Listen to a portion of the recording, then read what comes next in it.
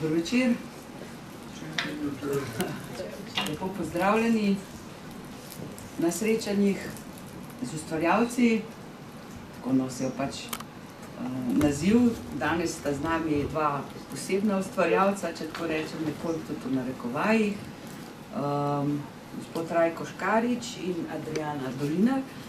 In z njima bomo govorili o tem, zakaj je potrebno spremeniti odnos do konoplje.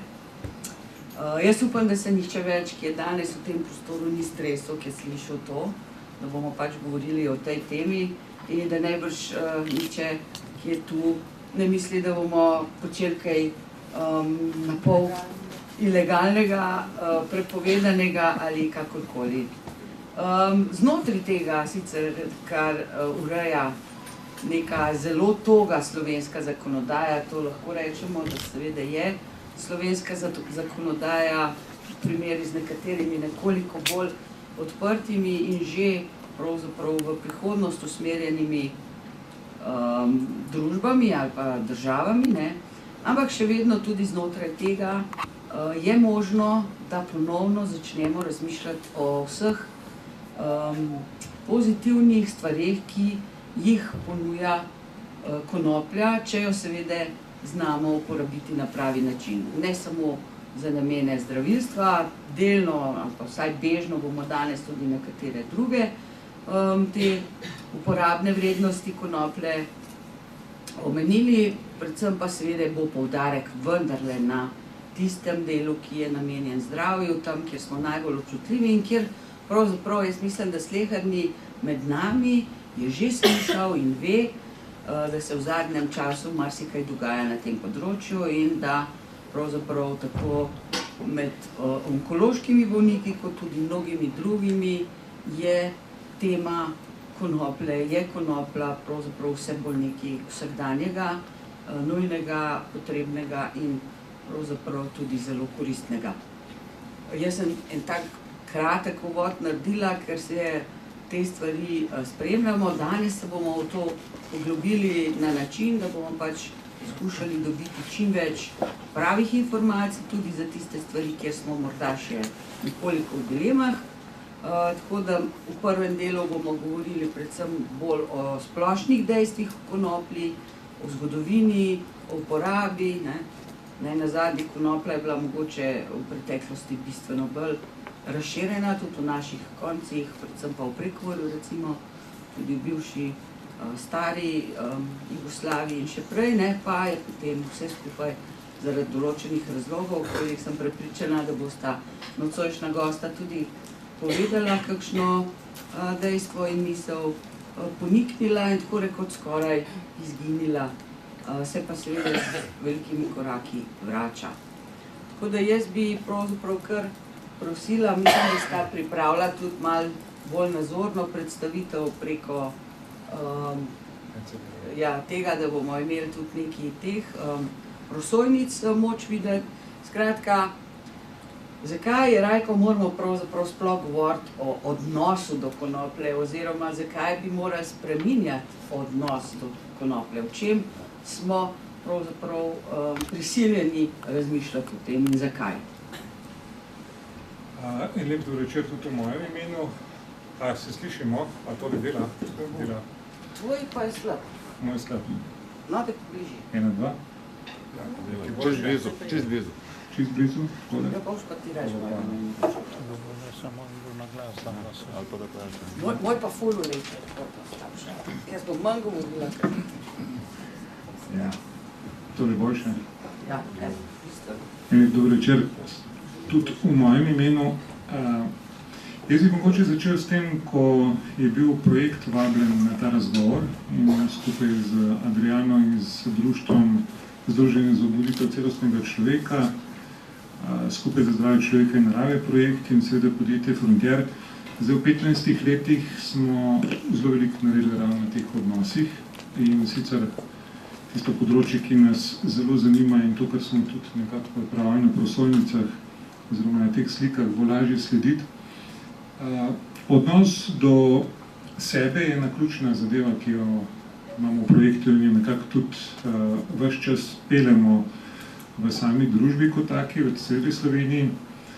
Odnos do sebe ne more biti, če ni povezano z odnosom do zdravja, ker če imaš odnos do zdravja, potem imaš tudi odnos do sebe, to je povezano tudi z odnosom do hrane. Skratka, če pogledamo cel ta krog, odnos do sočloveka, narave in naravnih danosti in potem tudi življenjskih vzorcev, je pred parimi leti prišlo znotraj projekta, se pravi, v vseh teh odnosih je znotraj projekta prišla tudi nekako konoplja, ker so nas ljudje čedalje bolj spraševali, zakaj ni konoplje v projektu, zakaj se nič ne govori o konoplji in tako naprej in tako naprej. Skratka, imeli smo zelo velik problem, da pridemo do nekih merodajnih podatkov, ker tisti, ki poznajo projekt, vedo, da je dokazno gradivo vseh zadev, ki se jih lotevamo tako, da z neko garancijo oziroma z neko predanostjo in z nekim argumentom lahko posreduješ kakršnokoli informacijo. Dokler te informacije nimamo, ne moramo o tem niti govoriti. Tako da na tem področju smo naleteli pravzaprav na en zelo širok spekter raznoraznih določil, mnenj, stališč, informacij, podatkov in tako naprej. In smo se lotili nekako sistematično zbirati podatke in stare zadeve na temo konoplje, s tem namenom, da lahko v nekem vozlišču informacij posredujemo informacijo ljudem oziroma ciljnim skupinam, s katerimi se ukvarjamo. Tako da na področju konoplje je dejansko ugotovitev ta, da se pri nas o konoplji kot prvo zelo premalo pogovarjajo.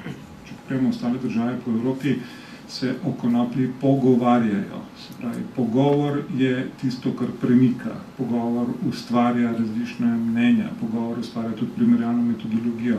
Na področju stroke, širše javnosti se ustvarja neko mnenje, ki ga na koncu lahko nekako oblikujemo tudi v neko regulativo, če se danes v Sloveniji o tem pogovarjamo. Tako da tudi današnje srečanje dejansko verjetno gre v tej smeri, da se sproža pogovor, ker se na tem pogovoru lahko vzpostavlja ta odnos do kraljice rastlin, tako da tudi dejansko imenujejo mnogi, ne samo mi v projektu. In to, kaj vse ponuja konoplja, na kakšen način ponuja konoplja, mislim, da se o tem premalo govori, da se premalo o tem informira, tudi izobražuje in na koncu premalo ozavešča, zaradi tega pa tudi premalo naredi.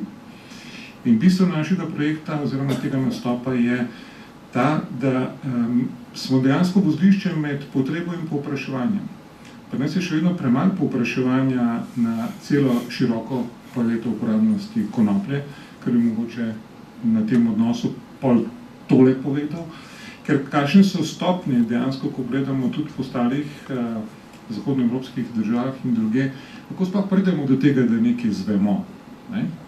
Ta odnos do konoplje, tukaj je tudi vprašanje, dejansko vsi pričakujejo tisto zadnje, tiste posledične stanje, učinki in koristi. Nekdo je pač povedal, da mu je to pomagalo in ker mu je to pomagalo pri onkologiji, kakršnekoli pač težavi, onkološki ali taki drugačni, zdaj ga pa posnema recimo pol familije. To je dejansko rastlina, če s stališča zdravja pogledamo, zelo individualna zadeva in ni tako širokega spektra, kot se mi predstavljamo, in ta del bi pa tudi prepustil Adriani, ki ga bo bolj detaljno povedala. Ampak dejansko odnos do konoplje je tudi na drugih področjih, od tekstila, gradbeništva, izolacijskih materialov, takih in drugačnih uporabnosti, čemer bomo pa tudi malo kasneje povedali. Skratka, gre za odnos do rastline, ne samo do njenih učinkovin in do njenih področju uporabe, ampak sploh na celoten odnos do tega, kaj lahko s to rastlino dejansko vse počnemo, kaj lahko ustvarimo, kje se lahko tudi neke nove oblike posla ustvarjamo, zaposlimo ljudi in tako naprej, kar je mogoče v nadaljevanju potem. Ja, zdaj pravzaprav ta uvod ne je bil dan in nekako si pozoril na to, da so te nameni in ta polje, ki ga pokriva, ne, od prehranske, industrijske rabe in tako naprej, to so res tako, tukaj je zelo široka paleta in jaz bi mogoče tle samo eno svojo izkušnjo povedala, ki bo podkrepila to, ne. Mislim, da pred kakšnimi 6-7 leti, ne, sem se srečala z gospodom iz Prekmurja, piše se Rangel, ki je pravzaprav bil en prvih, diplomiral je prav iz te teme, ne, in mojih let, in ki je pravzaprav več kot 10 let vodil sodne postopke. In to izključno na industrijski konoplji, ne. In tako da ta seveda zgodba je bila nekaj časa res, in zato, ne, je tisto, kar si pravzaprav, kar si danes zastavljamo kot vprašanje, zakaj spreminjati odnos do konoplje, ki je, kot si rekel, tako rekoč, rastlina, ki ponuja najbrž med vsemi največ dobrega človeku, ne, pa jo je tako daleč pravzaprav pripeljano, ne, in z nekimi interesi tudi najbrž, da je bila tako rekoč popolnoma izumrla, ne, oziroma že skoraj je izginila. To je bilo samo še nekaj semen, on je tudi to razlagal, ker so bila potem to prva polja, ki so jih potem recimo pri nas ponovno sadili, ne. Zdaj, kdo je pa tisti, ne, ki mora spreminjati na kakšen način odnos do konoplje? Ja, to je tisto ključno vprašanje, s čim se tudi jaz ukvarjam dejansko sploh s tem odnosom. Če jaz nimam odnosa do sebe, potem nimam odnosa do česarkoli. Se pravi, prvo moram jaz graditi odnos do sebe in s tem odnosom do sebe lahko potem tudi gradim odnos do konoplje, oziroma na kakršenkoli način potem tudi dosti merodajno lahko gledam na ta odnos. Mi imamo dejansko v naši družbi in tudi dejansko v ostalem segmentu Evrope tukaj precej popačeno sliko zaradi tega, ker je pri prepovedi konoplje bila ustvarjena ta laž, ko je bila, to lahko pogledamo tudi na eni od prosojnic, ko je bilo dejansko strani papirne industrije in barvne industrije izigrana ena globoka laž, ker je bila konoplja toliko obsežno zajeta in toliko uporabljena in na toliko načinov gospodarsko tudi zelo uspešna kot rastlina in kot uporabnost, da je pravzaprav ogrožala določene lobije in te lobije so takrat dejansko izigrali, ali pa rečemo temu, tako kot danes marsikje izsilijo določene zakonske take in drugačne predpise in dosežejo tisto, kar si želijo. Dejansko se je takrat konoplja ustavila in se je deklarirala kot prepovedana droga, vse ostala uporabnost je pa s tem avtomatsko tudi zginila, ker se praktično ni niti predelovala. Danes se pravzaprav vračamo v ta odnos, da se jaz sprašujem, in če tudi gledamo odnos do sebe, potem trdim, da vsak, če se vpraša, in vsak človek, ki se dejansko dokaj ozaveščeno vpraša, kaj vse iz konoplje dobimo in kaj je konoplja, kar bi potem tudi z nekimi argumenti na določenih področjih tudi pokazal, pridemo do enih srhljivih podatkov, ki so zamolčani. In pri teh podatkih, ne samo na zdravju, tukaj bi zdravje zdaj malo izpostavil, ker je tam zelo veliko število dokaznega gradiva, tudi na nasprotni strani, ko se določena regulacija vzpostavlja in pridejo do nekih nevarnosti, ki sledijo, kar je logično, da je tudi potrebno to urediti, ampak na področju gospodarstva in ostalih širokih, strašansko širokem spektru uporabnosti je pa zaradi tega, kar tukaj tudi na tej sliki vidimo, dejansko prišli do enega kolapsa in do nasedanja in praktično, če nekaj drgnemo toliko in toliko let, postane zadeva skoraj resnična, ne. In ko postane laž resnica, je zelo težko potem vzpostaviti resnico nazaj iz iste teze, ne.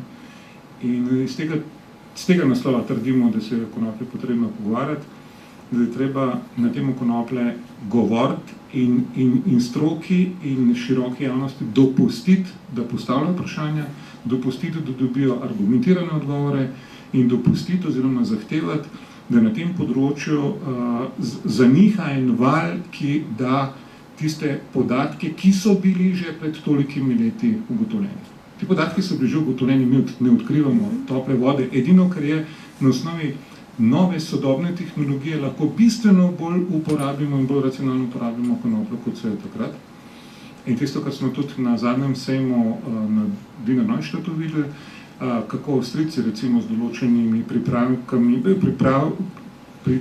preparati oziroma z napravami, ki so jih sami naredili dejansko od tega obdelave trse do konca, do niti. To so nas samo prikazali kompleten postopek, kako recimo pride do izdelave nogaric, majice in tako naprej, do kolovrata in do preje in tako naprej. Skratka, nekateri na tem področju že zelo veliko delajo, ker se tudi zelo veliko pogovarjajo in tudi javnost je intenzivno vključena v to in javnost dejansko tam tudi nekaj zahteva, nekaj naredi, nekaj se premika. Ne smo pa dejansko mrtvodni in dejansko čakamo, da nam pade z neba. To je malo škoda. No. Mogoče vseeno, če tole malo razložiš ali pa nekaj detajlov poveš iz zgodovine tega, ne, se mi zdi vseeno zanimivo slišati, kdo so bili tisti lobiji, pravzaprav, kateri del tega velekapitala je bil tisti, ki mu je to ustrezalo, ne, da se je to rastlino pravzaprav začel poudarjati izključno eno majhen, mogoče delček, ki je del te rastline, a ne, in se ga izpostavljati in ga izkoristiti za to, da se vse ostalo pozitivno pobriše. Ne. Dajmo začeti mogoče s temi podatki, ki so zdaj ravnkar na sliki. In sicer, ko gledamo konopljo 15.000 let, pravi, da je pred našim štetjem bila odkrita, to je plus minus pač, da nekdo reče 15.000 let, nekaj artefakti so. To je sigurno ena od najstarejših zastopanih rastlin v taki široki uporabi, kot je bila že takrat. S tem, da dejansko tudi ta deklaracija ameriška je bila tiskana na konopljenem papirju, Mona Lisa recimo delana tudi na olju, ki bazirajo na konopljenem olju. Potem, to je nekaj podatkov, ki kaže na to, kako so uporabljali tudi za določeno armaturo, ne, v zidakih in na loncih, recimo 12.000 let pred našim štetjem, oziroma pred 12.000 leti. Potem, da so bile vse knjige narejene dejansko iz konoplje 1880. leta, recimo. Ne. Potem, dokler niso začeli odvajati, tako so se pojavljale naprave za odvajanje glavc pri bombažu, do takrat je bilo dejansko tudi tekstila zelo veliko iz konoplje, glavnom iz konoplje. Potem tudi tole je pomembno, ne? Da se je med 17. in 18. stoletjem negojenje konoplje sankcioniralo, ne? V Ameriki, po zakonu. Pa tudi to, ne? Nasprošuje zaporna kazen je bila zagrožena za nasprotovanje gojenju konoplje. To so dejansko neki podatki, ki so zelo fascinantni iz tiste države, kjer je bilo najprej prepovedano, ne? In tudi tole dejansko, da se s konoplje izdeluje že 8000 blago, ne, 8000 let pred našim štetjem. Tudi tole, recimo 1850, da so v zvezni državi Kentucky predelali 40 ton konopljenih vlaken in da je Amerika nekako pričakovala do 1940. leta ne bo sploh več posekala dreves, ker bo dejansko papir izdelovali iz konoplje. Da 1940. leta nekaj ves papir prihajal iz konoplje. Ne. 1 hektar konoplje ustreza 4,1 hektarju dreves. To so podatki, ki sploh niso zanemarljivi. Ne. In obstajajo še podatki, ki jih tu zasledimo preko interneta, v razni literaturi in tako naprej, kjer se pojavlja recimo tudi ta podatek, ki je zelo zanimiv, ne. Ko pravi, da drevesa, ki jih posekajo za izdelavo papirja, potrebuje 50 do 500 let, da ponovno zrastejo. Medtem, ko lahko konopljo vzgojimo že v 100 dneh in lahko v 20 letih dobimo 4-krat večji donos. Ne. To so recimo podatki, ki se tudi gibljajo v naših krogih in so dejansko dosegljivi povsod. Ampak, ko gledamo na ta način, dejansko ugotovimo, da je konoplja v nekem obdobju imela strahovito pomembno vlogo. Potem pa pridejo te lobiji, to, kar smo prej imenovali, se pravi ta barvna industrija, plastika dejansko in papirna industrija, ker so bili toliko ogroženi, da so pravzaprav na to temo izrinili konopljo na tak način, kot je tudi opisano. Ampak danes smo pa posledice, ne? Danes smo pa nikoli več kot danes pisano o tej mikroplastiki pa o plastiki, če ste sledili po medijih. Ne?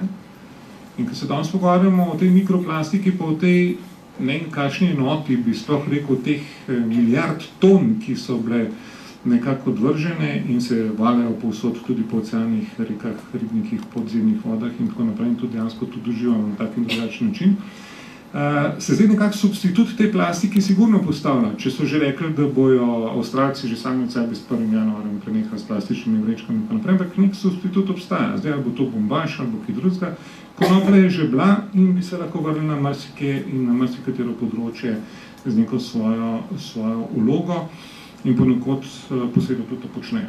Se pravi, ne bojo čakali na jutri, ampak že danes to počnejo, ker kaže na tudi izjemne rezultate pri gojenju. In mogoče samo podatek, recimo za Slovenijo, izjemno zanimiv podatek, da dejansko 2010. leta smo imeli 16 pridelovalcev konoplje na površini 34 hektarjih.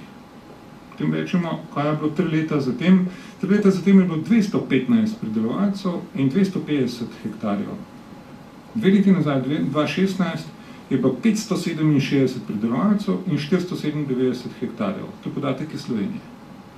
Kar pomeni, nismo tako, da bi človek rekel nekje od zadaj v nekih zadevah, ampak v celoti celostno gledano na rastlino, zato tudi poudarjamo odnos do konoplje, ne do posameznega segmenta, ampak odnos do konoplje v celoti, ker praktično mi to rastlino uporabimo od vse. Od A do Ž, dobesedno. Vse lahko uporabimo. Dobesedno. Tako da mogoče toliko za... Zadnje vlakno, ne? Ja, imajo neki težav, se tudi pridelovalci, ampak tisto najbrž, kar lahko vsi ugotovimo to, da se v tem na nek način še vedno ne piše ali pa se piše na tendenciozen način večinoma, ne? Se pa tudi na pozitiven, ne? Ker ne nazadnje ta dvig, o katerem si govoril, in pridelovalcev in površin, ki so se tako povečale sam na sebi, tudi vendarle veliko pove, ne? Da se pa pravzaprav morda na en bolj tih način stvari odvijajo. Vem tudi, da mnogi slovenski pridelovalci zelo intenzivno z avstrijskimi sodelujejo, tudi na področju gradbeništva. Vem, da je naš celo med tistimi najbolj inovativnimi in tako naprej. Tako da pravzaprav odnos, ne, se vendarle spreminja, ne, in jaz upam, da se bo še hitreje spremenil, ker najbrž je to rastlina prihodnosti. Če bo šla družba, ker to nismo prepričani, ne, v pravo smer, potem bo konoplja najbrž pridobila na svoji vrednosti, uporabnosti in množičnosti. Ponovno. Tukaj bi mogoče, če bo šla družba v to smer, ne? Jaz mislim, da družba gre v tisto smer, ki ne bi si jo družba želela. Ker če družba ne gre v svojo smer, imam občutek, da se potem neki jopiči pojavljajo kjerkoli, ne? Ker če govorimo o tem prenesenem smislu, bi bilo treba že nekaj narediti strani nas, davkoplačevalcev in državljanov, da nekaj naredimo, ne da čakamo strani vlade in ostalih, da naredijo, ker ne bojo naredili. Mi moramo narediti in zahtevati, da oni sprejmejo to, kar mi hočemo, ne? In v katero smer bo šla cela zadeva v neki smeri ali pa vsaj določeni pobudi. In podobno, kot so se na področju gradbeništva lotili pri konoplji.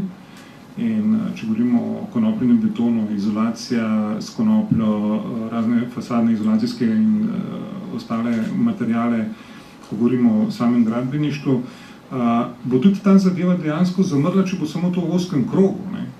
Če kaže na tako čudovite rezultate, na temo izolacije, na temo vseh parametrov, katerekoli pogledamo, potem pridemo do tega, da bi bilo primarno, če ne še celo čudovito, da bi to javnost zvedla, da bi spoznala, da ima to alternativo, to čudovito alternativo, ki je naravna, ki je strahotno kakovostna, v primerjalni metodologiji z ostalimi gradbenimi zadevami konkurenčna zelo. Cenovno zdaj o tem ne bi diskutiral, ampak vsak se odloča za sebe. In spet smo pri odnosu do tega, kar bi morali sporočiti. To ni promocija dejansko, ampak to je dejansko širjenje nečesa, kar ima svojo kakovost in da se ve, da ta kakovost obstaja. Danes smo pa mi prikrajšani zato, da sploh diskutiramo na to temo. In da sploh diskutiramo tudi na temo, recimo, izvlečkov, kar bo Adriana v nadaljevanju povedala, ker če imamo možnost povedati, če imamo možnost diskutirati, če imamo možnost tudi priklicati dejansko stroko, da lahko na to temo diskutiramo, potem imamo fenomenalno skočno desko, da tudi potem lahko inovatorji in ostali nekaj naredijo. Dokler pa mi ne dobimo stroko na to stran govorimo na stran konoplje in tega odnosa, potem nimamo neke realne slike, ne? Nimamo, ker dejansko so odrinjeni in nočejo sodelovati v takih in drugačnih kontekstih dialoga, zato ker gre pač za konopljo. Ja. In se pa vprašaš, o čem je zdaj tukaj, o čem se sploh pogovarjamo. Ne? Ja. Prav gotovo je mogoče še en moment, ki bi ga lahko izpostavili, je tudi ogroženost tal, ne. Veliko govorimo recimo o področju Celja, ne. Zadnjič so bili podatki, ki je bil svetovni dan tal, ne. Kar precej področju v Sloveniji ima zelo ogrožena tla, ne. In spet, ne, konoplja je rastlina, ki jo, če jo posadijo najhitreje, lahko obnovi in ozdravi recimo nezdrava, onesnažena tla, recimo tam, kjer se je hmelj predeloval, kjer pravzaprav se spet malo govori, ne, ampak tam bi bilo boljše, da ljudje tam okrog Žalca pa ne vem, sploh ne bi zelenjave pridelovali, ker so tla toliko onesnažena, da pravzaprav povzročajo s tem sebi več škode kot koristi, če jejo svojo solato ali pa nekatera področja, ne, ampak se dogaja, tako da spet tukaj je spet konoplja, ne, in to, jaz sem brala diplomske naloge, tako da, kot ti praviš, to so stvari, ki so znanstvena dejstva in ne neke samo misli, ne, bi bila rastlina, ki bi najbolj in najhitreje te stvari lahko sanirala, če tako rečemo, pa imamo mi kar marsikaj za sanirati, ne. Glede konoplje je sigurno ena od rastlin, ki je najbolj čistilna, težke kovine in ostale zadeve pač čisti. Mnoge države so jo koristile tudi z namenom čiščenja tal. Tisto, kar je sporno in kar se zdaj tudi nekako ugotavlja v evropskem prostoru, je, kaj se potem s to konopljo dogaja. Ali se ta konoplja uniči kot taka, ki je posesala pač toliko in toliko težkih kovin in ostalih zadev, ali s to konopljo lahko delajo nek CBD in določene izvlečke in jih potem ponujajo ljudem, ker ne vejo, koliko je čista konoplja, ker čisto s konopljo se da ugotavljati in določene blagovne znamke imajo verificirane teste in tudi obstajajo izdelki preko 80 testov, da vam dokažejo recimo čistost konoplje.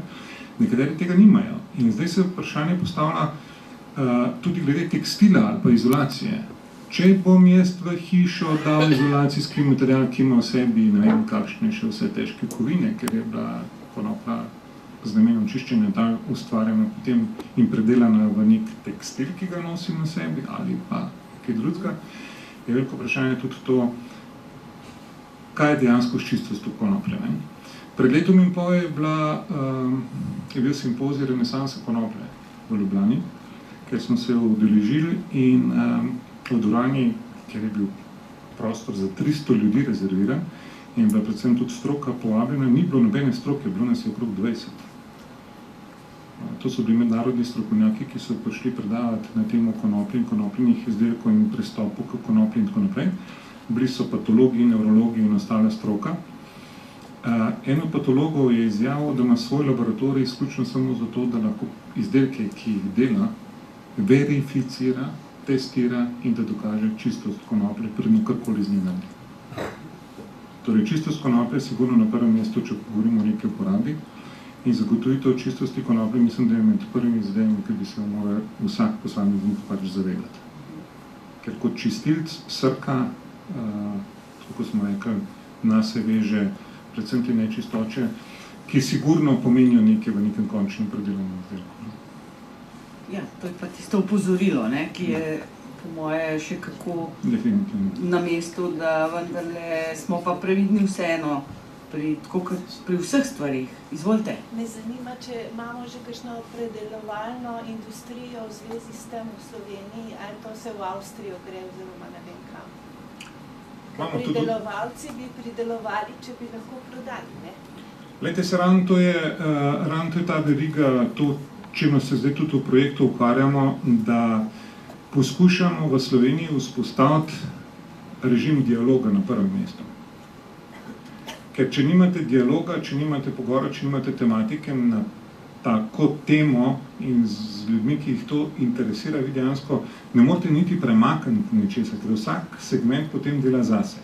Vsak segment je nekako zaprt samemu sebi namen in zelo težko prebijemo potem kakršnokoli področje, ko govorimo o sami konoplji.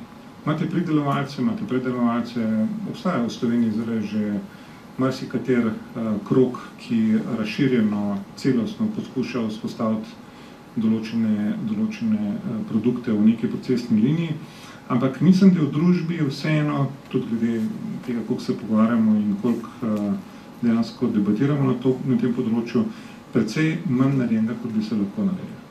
Pa da nehamo vrtičkati, pa da se enkrat začnemo na tem področju združevati in narediti večje stvari, kot se trenutno počnejo. Tudi na področju zdravja. Mogoče še kakšno vprašanje v tem delu, vse v unem zdravstvenem bomo govorili posebej, tako da ne bi zdaj teh tem odpirali, ampak če bi mogoče kdo gospoda Rajka vprašal okrog tega dela konoplja, recimo, ali pa če delite z nami kakšno mnenje, kakšno vedenje, tudi rekla smo temu odprti, ne? Predvsem v tem smislu, izvolite še. Me zanima, če je indijska tudi na naših tleh, ali samo ta naša industrijska konoplja. To so pa vrste, ne? To bo pa že najbrž tisti, ker je tema že zate, Adriana, ne? A sploh imamo več vrst konoplje in kakšne? Izvoli. Problem je v tem, da ja, seveda. Boš to ti mogla predvsem bliži. To vam bo verjetno policija lažje odgovorila, ali jo imamo ali ne. Gre za to, da konoplja res je ena sama rastlina, ne? Ampak odvisno od količine prepovedanega THC-ja jih razvrščajo na medicinsko oziroma na industrijsko, ki je dovoljena. Da jo tudi, recimo, če vi želite, imate prostor doma, imate kmetijo, pa bi želela posejati konopljo, industrijsko lahko, medicinske pa ne, ne? In vse sorte, ki imajo nad 0,2% THC-ja, ne smete saditi. Tudi, če bi kdo želel industrijsko konoplo gojiti, mora to dejansko prijaviti ustreznim organom, koliko bo posadil oziroma posejal, kaj bo z njej delal, tako da tudi v tem primeru niste čistko. Ne, svoboda ni, zakon je zelo jasen, ne? Ja. Je treba prijaviti naprej, je treba... Ampak zdaj so se ljudje, ne, to se vidi po številkah. Prva leta je bilo precej kritično, zdaj tudi mislim, da postopek je nekako stekel in zato se ta številka tako pravzaprav res enormno povečuje, ne? Kar pomeni, da zdaj pridelava je že kar, rekla, naredila svoj preboj, če tako, ne? Zdaj mi ga mogoče še nismo na vseh področjih naredili, ne? Izvoli. Ravno na tem področju mogoče par besed, ker gledamo, mi predvsem to, kar bo tudi Adriana v nadaljevanju povedala, ta zdravstveni del gledamo je vsekakor eno od najpomembnejših pri konoplji, ampak ostala uporaba, tekstil, krma, izolacijski gradbeništvo in tako naprej, to je pa nas že toliko široko zastopano in tudi dejansko poznamo že kar nekaj podjetij, ki se s tem ukvarjajo, nekaj zgrajenih hiš tudi na tem področju, skratka tega je čedalje več. In to je tisto, ko govorimo o konoplji. Odprt dialog, mehek dialog z argumenti, brez tistih zaprtih oblik prepovedi in grožnji in tako naprej. Dejansko čim bolj odprt dialog, ker cel svet se o tem pogovarja in zakaj bi bili mi zadnji. To je stvar ljudi, to ni stvar zakonodaje. Ja, točno to, no, ker zaenkrat je pravzaprav tisti del. Jaz imam tle neposredno izkušnjo, ne, ker mogoče o tem govoriti pred 10 leti na zakonodajnem parlamentu je bilo tako rekoč pregrešno, ne. In je bilo grozno se sploh. In predvsem je bilo pa grozno se srečevati z ljudmi, ki so tu videli ene same strahove in ene same marginalne zgodbe. Če govorimo, ne, konoplja je bilo enako, to so oni, ki se bojo tam zakajali in nič drugega, ne, in nič drugega.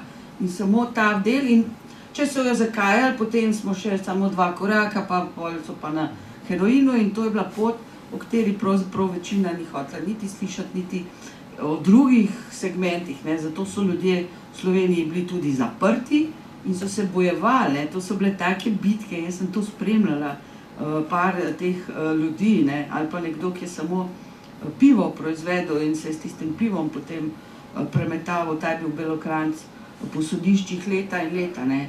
In se vsak let so prišli, ljudje imajo industrijsko konopljo, ampak so prišli in so jim jo porezali, ne, brez besed, pa se pa ti prtoš, kamor se češ, industrijsko, brez THC-ja, za industrijsko rabo, ne. Ampak že na tem segmentu se je zato, ne, ko smo se prej pogovarjali, zakaj toliko tega, ne, je najbrž to ostalo v ljudeh, v tistih, ki so se s tem ukvarjali in so imeli te slabe izkušnje, vsakem, ki je spregovoril in naletel na to izjemno togo, ne. Ker najbrž bomo o tem še kaj govorili, ampak ta togost, ne, pri nas vseeno institucionalna je grozna, ne. No, ravno na to temo sem odprl tudi to prosojnico malo prej. In sicer mi smo za parih letih malo zbirali mnenje stroke. Ravno na to vprašanje, recimo na to pobudo, kako se nekatere stvari ne premikajo, pa zakaj se ne premikajo, tako naprej. In potem vprašaš stroko dejansko, smo vprašali strokovnjake na različnih področjih, kaj bi bilo potrebno, oziroma kaj je tisto, kar je največja ovira, kaj je tisto, da se ne premakne, kaj lahko ljudje naredimo, da bi se karkoli premaknili in da ti ljudje tudi začnejo neko svojo kredibilnost, bi rekel, prodajati, ne? Ker imajo. Zdaj pridemo do tega, ne? Da tisti, ki se s to obravnavno tematiko ukvarjajo, pravijo, da nimajo zadostne pravne podlage. In je dejansko nimajo, ne? Materialne in moralne podpore za raziskovanje. Če vam vsak znanstvenik reče, da ne more dobiti konoplje sploh za raziskave, pravi je jasno vse. In teh, se že si imel, ampak teh par primerov, ki se zdaj v zadnjem času zgodili, so čist tak podatek, ki o tem govori v prid temu, da dejansko je nekaj blokirano zaradi določenih zadev in da so dejansko tudi po pravni poti in po uradnih poteh ne dobijo določeni odgovori, sploh na določene premike. Se pravi, sama stroka stroko ustavlja. Druga zadeva je tole, pravi preveč birokratskih ovir, prevelika zadržanost nosilcev politične oblasti. Pa tudi vedno več tega nerazumevanja ali nezainteresiranosti strokovnjakov kot takih. Ne? Zdaj, ali je to strah, ali je to neinformiranost, ali pa to kar bo tudi Adriana kasneje povedala, koliko sploh današnja medicina ve o kanabinoidnem sistemu. Prav so pa mogoče par besed na to temo poje, pa vam bo tudi marsikaj jasno, zakaj se nekatere stvari ne premikajo, ker je ta informacija in to izobraževanje enako nič, ne, trenutno. In včasih uporabnik več ve in pozna konopljo kot mogoče nek specialist oziroma človek, ki bi bil in pričakujemo, da bo mogoče kaj vedel. Tako da čast izjevam, ki se s tem ukvarjajo, ampak je stvar do individualnega značaja, ne. In to so nekateri pokazatelji, ki kažejo na to, da bi javnost lahko malo večjo podporo dala tudi stroki in večja pobuda, ko je, bojo tudi bolj dejansko odreagirali, ker samo od sebe se pa ne bo zgodilo nič. Jaz pravim, tudi v zdravstvu ni problem z zdravstvom, ampak smo mi problem, ki pridemo v zdravstvo in imamo določenih zahtev in določenih izraženih potreb. Ne? Tako da tukaj se srečamo dejansko s to izjemno neizraženostjo. Ne? Vse potrpimo in vse držimo, vse to ne pomeni, da mečemo granitno kocko v parlament, to daleč od tega, ampak povedati, pogovarjati se, zapisati, sporočiti nekomu, premakniti gore, zahtevati odgovore in tako naprej. To je stvar javnosti, ne? To je stvar ljudi, to je stvar tistih, ki so zainteresirani. Tako da mogoče tudi o tem. Tam je bila prej še ena roka, pa se ne spomnim. Izvolite. Ja, kaj pa rečemo, naprimer, za osebno porabo, da čisto sam za sebe delaš pa naš drozde.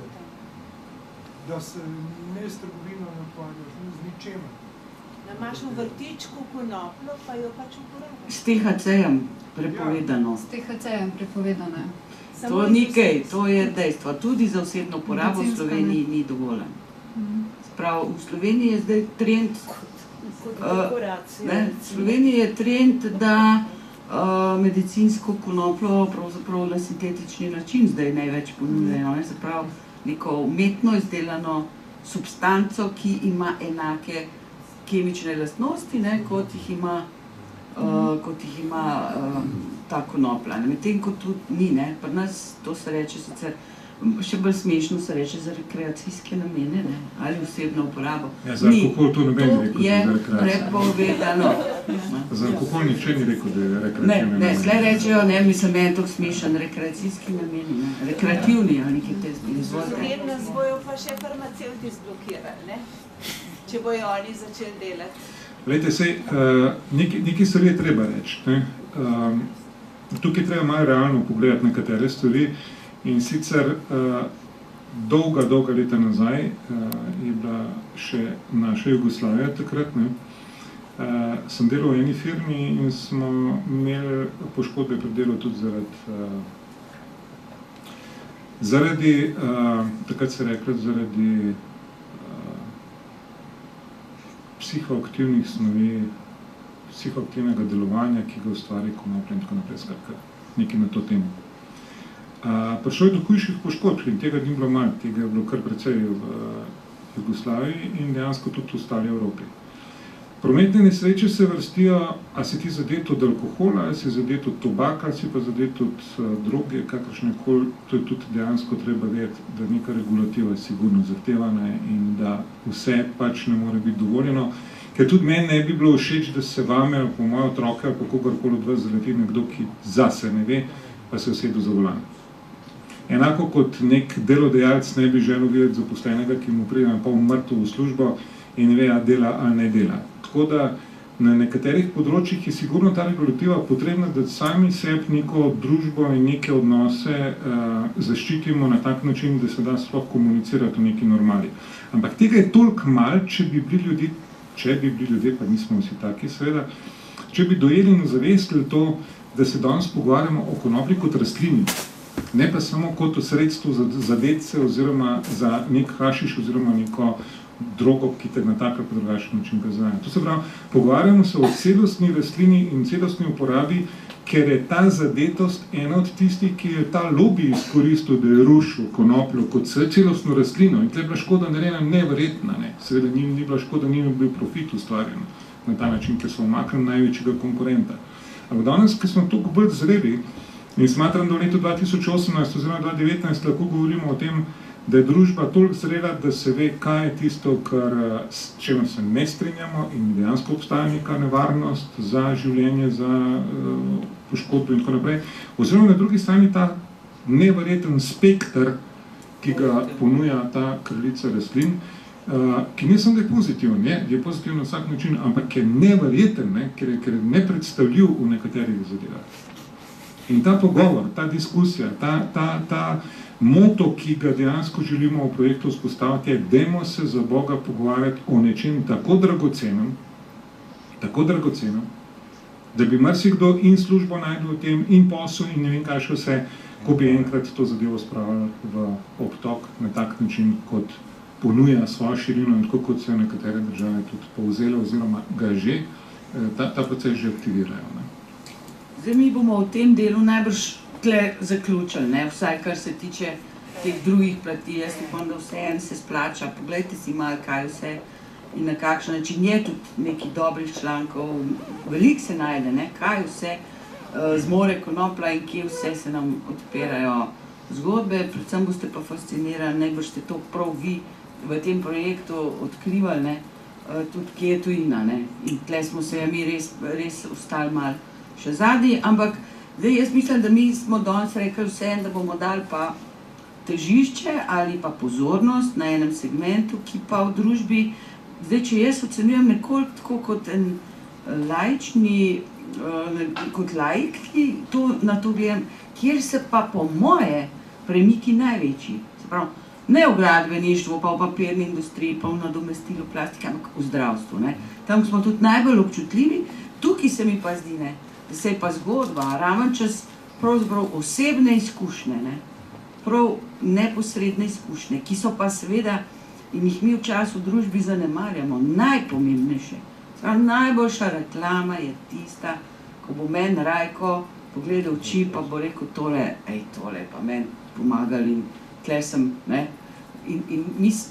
Jaz mislim, da tukaj je tista moč, ko lahko vso to nasprotovanje ali birokracije, ali politike, ali velekapitala, ali kogarkoli, lahko porušimo, ne. In na segmentu zdravja in zdravstvenih učinkov konoplje, ne, smo prišli, po moji oceni, pa najdalj.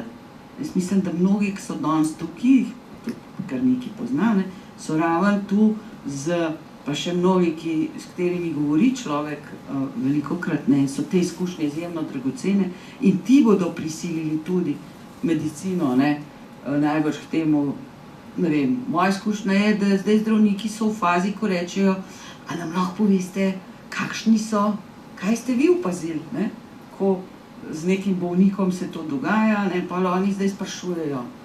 Nekateri se upajo tudi reči, da lahko, ne, nekateri pa popolna distanca in blokada.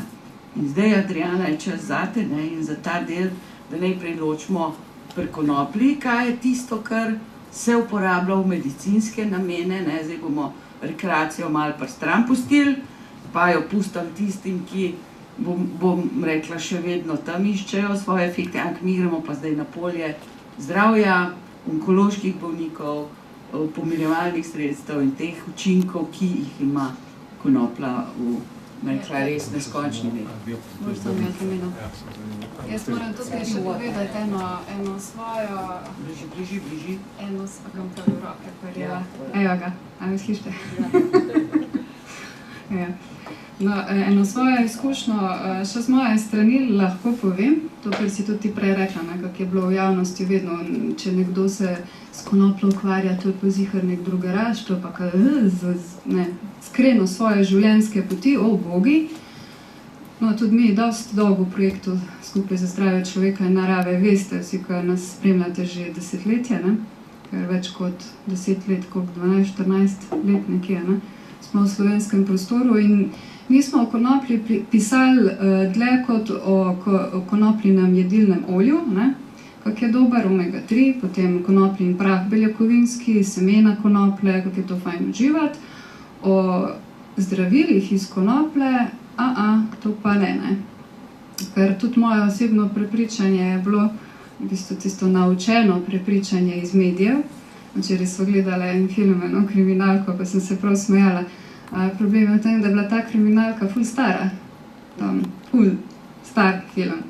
In so prikazovali, kako dva kadita doma, lepo umirjeno, urejena družina, kadita marihuano, konopljo in kako policija odre noter, jih zaseže, jih pošlje v zapor in kakšno dramo v medijih naredijo. To mi je dalo tudi misliti, mislim, desetletja nas zelo dobro izobražujejo, kako je konoplja škodljiva. Ne samo, tudi prek filmov, če tako gledate. Ampak to, kar sem hotela reči, ne. Moj odnos do konoplje je bil, ne mi o tem govoriti, če je kdo začel, ne. Da je tle moji roki govor, me ne zanima. Tako se je lahko tudi zgodilo, da so kakšni mlajši od mene dosti več vedeli o konoplji, ne. Ko si slišal take pocukove, a veš, da so tam potem marihuano legalizirali, pa a veš, da se celo za zdravljenje uporablja. S tistopodeljnih ima droga za zdravljenje. Ampak, pa se pa nekaj zgodilo, ne. Vse več informacij, ne, ki se v slovenskem prostoru so se ljudje začeli pogovarjati o konoplji, tako kot rekel prav, koliko je pomembno, da se o tem pogovarjamo, ne, da delimo izkušnje. Vse več informacij je prišlo tudi tistih pozitivnih v medije in tako enkrat gledam oddajo Preverjeno, verjetno jo kdaj pogledate tudi sami, ne. No. In tisto se me je ful dotaknila.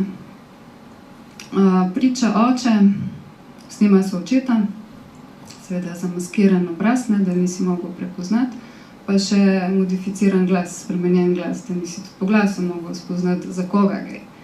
In oče razlaga, da tudi če gre v zapor, on bo svojemu sinu dajal zdravilo iz medicinske konoplje, iz tiste ta prepovedane konoplje, ker to je edino zdravilo, ki njemu pomaga. Epileptične napade, mislim, da je imel. So zdravili zelo uspešno. In so ga, tega otroka pozdravili. In pa je meni začeli čisto v moj delati, čak malo Adriana, a si ti kje nasedla spet na kakšno laž, ne. Dobro, veste, da v projektu smo napisali veliko takih resnic in zmot na temu, ne. Resnice in zmote o kandidi ste verjetno brali, ne. Resnice in zmote o holesterolu, kako so nas prepričevali, da je maslo škodljivo, pa da je boljš margarina, kaj pa danes dokazujejo, da je ravno obratno, ne. Ja, pa olja za nič. Pa olja za nič rastlinska, da nam to gnetje v ožilju dejansko povzroča. In pa smo se spravili v projektu res raziskovati, kaj tukaj mi ne vemo, ne. In ko sem začela literaturo, sploh medicinsko, PubMed recimo je eden od medijev, kjer imate na internetu ogromno raziskav raznoraznih na temo konvencionalnih zdravil ali pa na temo rastlinskih zdravil. Ogromno študij obstaja na temo konoplje in po samem številu, koliko je teh raziskav, dejansko sodi konoplja med najbolj raziskane rastline na svetu. Ne. Pa se še nič kaj dosti ne premika, ne, kakor bi se lahko po vseh teh dokazih. Na osnovi vseh teh raziskav in tega vpogleda v teh parih letih, ko smo se v projektu tudi odločili, da bomo še mi začeli javnost osveščati na temo konoplje, sem videla, da je konoplja res ena kraljica rastlin. Ne. Če je lev kralj živali, definitivno je konoplja zaradi vseh lastnosti, ki jih tako živali v naravi pa nam lahko nudi res kraljica rastlin. Zdaj mogoče mečkam na temo zgodovine raziskav konoplji povem, ne? Kdo so tisti prvi raziskovalci, kaj so dejansko ugotavljali, to, kar tudi lahko na prosojnici vidite. Dr. Rafael Mešolem, to je izraelski raziskovalec, on je dejansko oče raziskav o konoplji. V tistem času, ko so konopljo prepovedali, je on dobil idejo, da bi jo malo raziskoval, ne? Mislim, malo mu je bilo dolgčas, ne? Pa zelo ga je zanimala ta rastlina. Ampak, kje mislite, da je on dobil material, da je lahko konopljo raziskoval, če je bila prepovedana?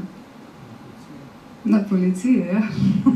Tam, kjer so jo zasegali, seveda v soglasju z to raziskovalno ustanovo, je dobil material in dejansko on je že leta 1964 iz te prepovedane konoplje izoliral konopljin kanabinoid THC. Njega sigurno poznate, za THC kroži tudi cel kup enih neresnic, kako je nevaren, ne? In gledajte, kaj je on napisal, ko je testiral THC. Je opisal tako, on spodbuja, ko ta učinkovina konoplje pride v naše telo, ne? Spodbuja osebo k smehu, ste dobre volje, k govorjenju, lahko tudi marsikaj povete, kar vam leži na duši, pa mogoče v osebi, ker nasprot sedi na oglih všeč, ampak ste iskreni pri tem, kar govorite. Ne vem, če veste, da so konopljo prav zaradi te odkritosti uporabljali tudi tajni agenti za izvabljanje resnice, onim zajetim. Ja? Spodbuja k umirjenosti, ampak spodbuja tudi k zaspanosti, se pravi, da se vaša fizika počasi umirja. Pravi pa tudi to, da ni toksičen, pa da predoziranje ne povzroča smrti. Kaj ste pa vi slišali za THC in to zloglasno drogo? Da je zelo toksična, da je zasvojljiva in da povzroča smrti. Dejansko to je ena velika neresnica. No, kasneje, 88. leta, je bil izoliran receptor za THC v možganih. Zdaj pa se vprašate, verjetno, se je stvarnik zmotil, da je receptor za THC v možganih naredil, v naših možganih, za nekaj, kar ima konoplja, ali tisti THC oziroma tisti receptor za THC nečemu drugemu služi. Za neko ravnovesje, ampak z namenom imamo imeti receptorje v možganih. Ampak tega zelo dolgo nismo vedeli. Kasneje je Lumir Andrej Hanuš, češki raziskovalec, to je leta 1992, izoliral tisto snov, ki jo telo samo proizvaja, ki je podobna THC-ju, pa se veže na ta receptor. Se pravi, mi sami proizvajamo kanabinoide, to so naši telesni kanabinoidi, endokanabinoidi, ki se na te receptorje, THC receptorje vežejo. Se pravi, ne samo konopljine, te učinkovine, ampak tudi naše telesne snovi. In to je dejansko vodilo v raziskavo oziroma v odkritje enega povsem novega sistema, ki ga mi prej sploh nismo poznali. To je endokanabinoidni sistem. Verjetno v šoli se vi tega niste učili, ne? O kakšnih sistemih pa ste se, ne? Kakšen krvožilni sistem, živčni sistem, kaj še, hormonski sistem, ne? In tako naprej. Imunski sistem, to nam je ostalo, ne, še iz šole. ampak o tem endokanabinoidnem sistemu se nismo učili. Jaz sem opisala veterino, če pogledate, 64. so se začele te pomembne raziskave, 92. pa naprej pa so že vedeli, da ta sistem endokanabinoidni obstaja. Jaz sem tudi v tem času opisala veterino, pa se o tem endokanabinoidnem sistemu nismo nič učili. Niti o konoplji, nič. A mislite, da zdravniki, ko greste k njim danes, pa jih sprašujete o konoplji, mislite, da kaj vejo? Če so starejši od mene, absolutno ne, oni mlajši od mene pa mogoče, ampak še to nima. Znotraj sistema ne več, če se pa sami začnejo ukvarjati, zdaj pa seveda nekaj vejo. Izvolite. No, jaz imam podatek 100%. 60 let nazaj ni bilo doktorske torbe, ker je imela konopljenih priprav. Ja, tu so pa stari zdravniki. So še s kolesi v kor vozili pa cajtali. To ni bilo torbe, ker to je bila osnova. Konoplja je bila osnova. Koliko let nazaj? 60. Po mojem še malo več. Še malo več, ja. Najbolj malo več. Ja. Predvidevam, da malo več. Ja. Nažalost je ta generacija zdravnikov že v penziji, globoko v penziji, pa že pokojni in se je to znanje izgubilo, preprosto, z novo generacijo. No, zdaj mogoče, da bi opisali malo ta sistem, da kaj sploh to je, ja. Tako, kot se rekla, one druge, vse nekako vemo, ne? Ja, tega pa ne, to je pa nekaj novega, ne? Meni je bilo ful zanimivo, kaj je za to za en sistem?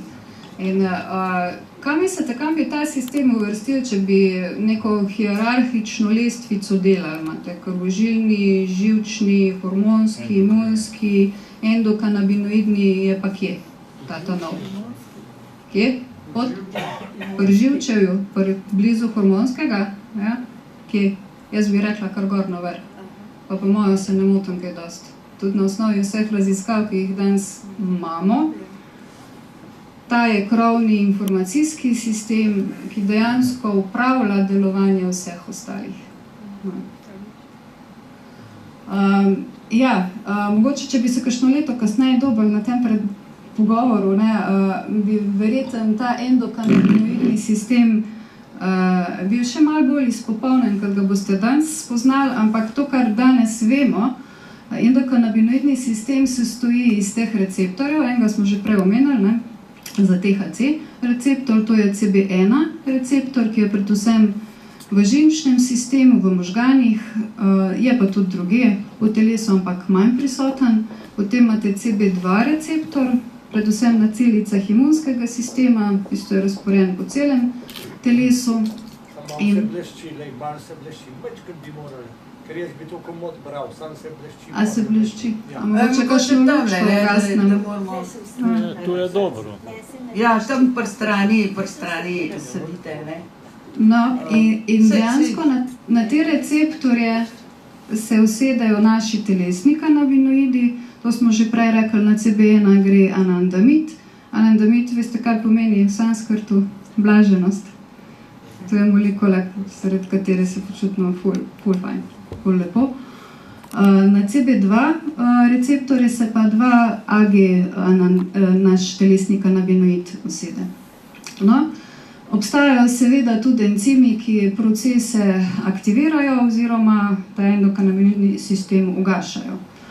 Zdaj, na kakšen način ta endokanabinoidni sistem funkcionira, to, kar danes vemo o njem, dejansko je to naš sistem, da nas vrača nazaj v ravnovesje. Kadarkoli se z nami karkoli narobe zgodi ali pojemo neko hrano polno pesticidov, pa se zgodi neka reakcija v telesu, se endokanabinoidni ta sistem z vsemi temi komponentami aktivira in uredi vse procese v telesu, da dejansko to motnjo odpravijo, da nas razstrupijo, da pozdravijo morebitno vnetje.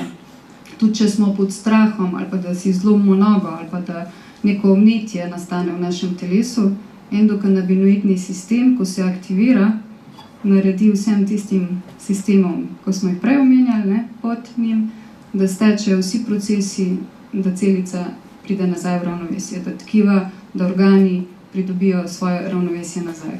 Zaprav, če te lahko prekinem, mi imamo v telesu sistem, ki proizvaja in deluje na podoben način kot konoplja? Konoplja podpira to delovanje. Ne? Ja. Prav, to so iste snovi, ki jih lahko rekla na ta način, Ja. zdaj, ker je toliko neravnovesja. Ker smo toliko v stresu, ker se prehranjujemo nepravilno, naš življenjski stil je katastrofa. Ne?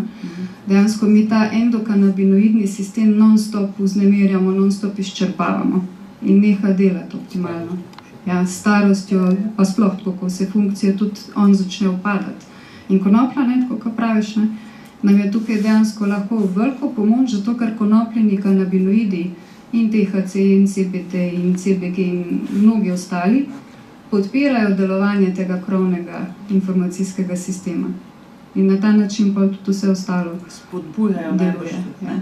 Ja, v bistvu spodbujajo, da ta deluje pravilno. Dejansko to so naše samozdravilne moči. Ja.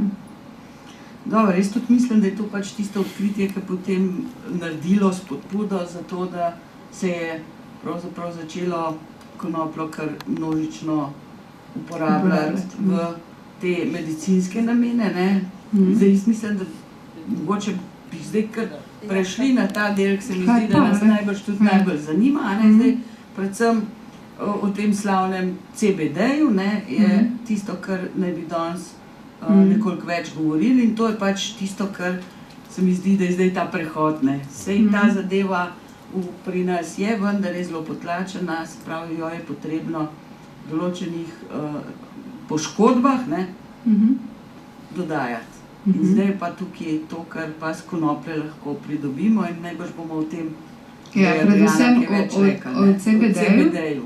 Mislim, da to večina zdaj ve, kaj je to. To je snov, ki pač je vzeta iz konoplje. Iz konoplje. Vsi kanabinoidi, to je in CBD in THC, ne vem, če veste, cirka 144 kanabinoidov konoplje je do danes poznanih, ampak to ni vse, kar konoplja v zdravilnih učinkov ima. So tudi eterična olja, bioflavonoidi in tako naprej, ampak o tem ne bomo govorili.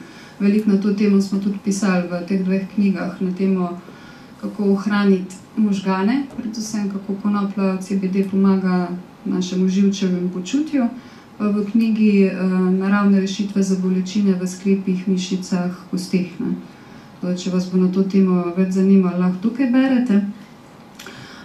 Prej smo se pogovarjali, indijska konoplja oziroma medicinska konoplja, bi lahko to sami gojili. Kaj pa če zbolim za rakom, kako bi se zdaj lahko zdravo s THC-jem? Se pa bomo šli na CBD, ampak mogoče sem to pojasnim. Od leta 2014 je dovoljena medicinska uporaba THC konoplje, ampak pod zdravniškim nadzorom. To pomeni, da če imate to takšno hudo obolenje, potem greste do zdravnika, onkologa in tam lahko zahtevate to zdravljenje. S tem, da problem je edino v tem, da najprej testirajo konvencionalna zdravila, če to ne deluje, je ponavadi konoplja nekje od zadaj. Pa še to je problem, to, kar si ti prej rekla.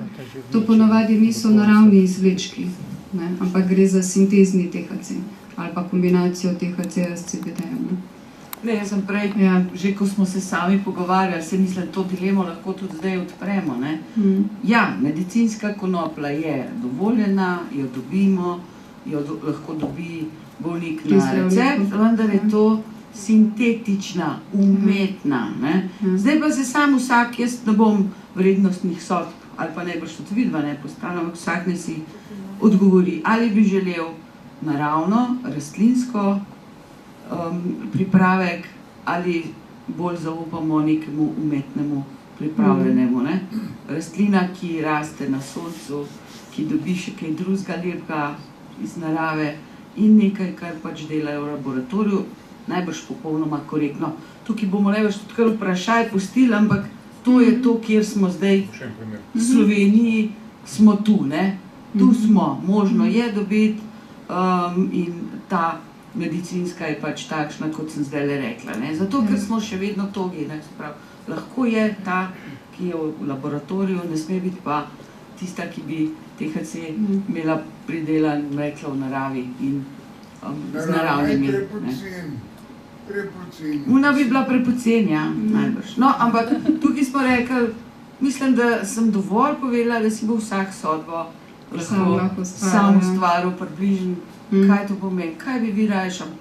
Bi umetne čaje pil z umetno aromo, ki je lahko popolnoma enaka, ali morda tisto, kar je zrasel tam nek na enem krasnem zeliščnem začimbnem vrtičku. Ja, ker gre dejansko za sinergistično delovanje vseh učinkovin v rastlini. Pa če to samo eno ven potegneš, pa ni isto. Bomo pa tudi na koncu za CBD povedali, razlika sintezni ali pa naravni izvleček. Pri THC-ju pa sploh zelo veliko stranskih učinkov dobite. Ampak ne bi več o tem. Kako?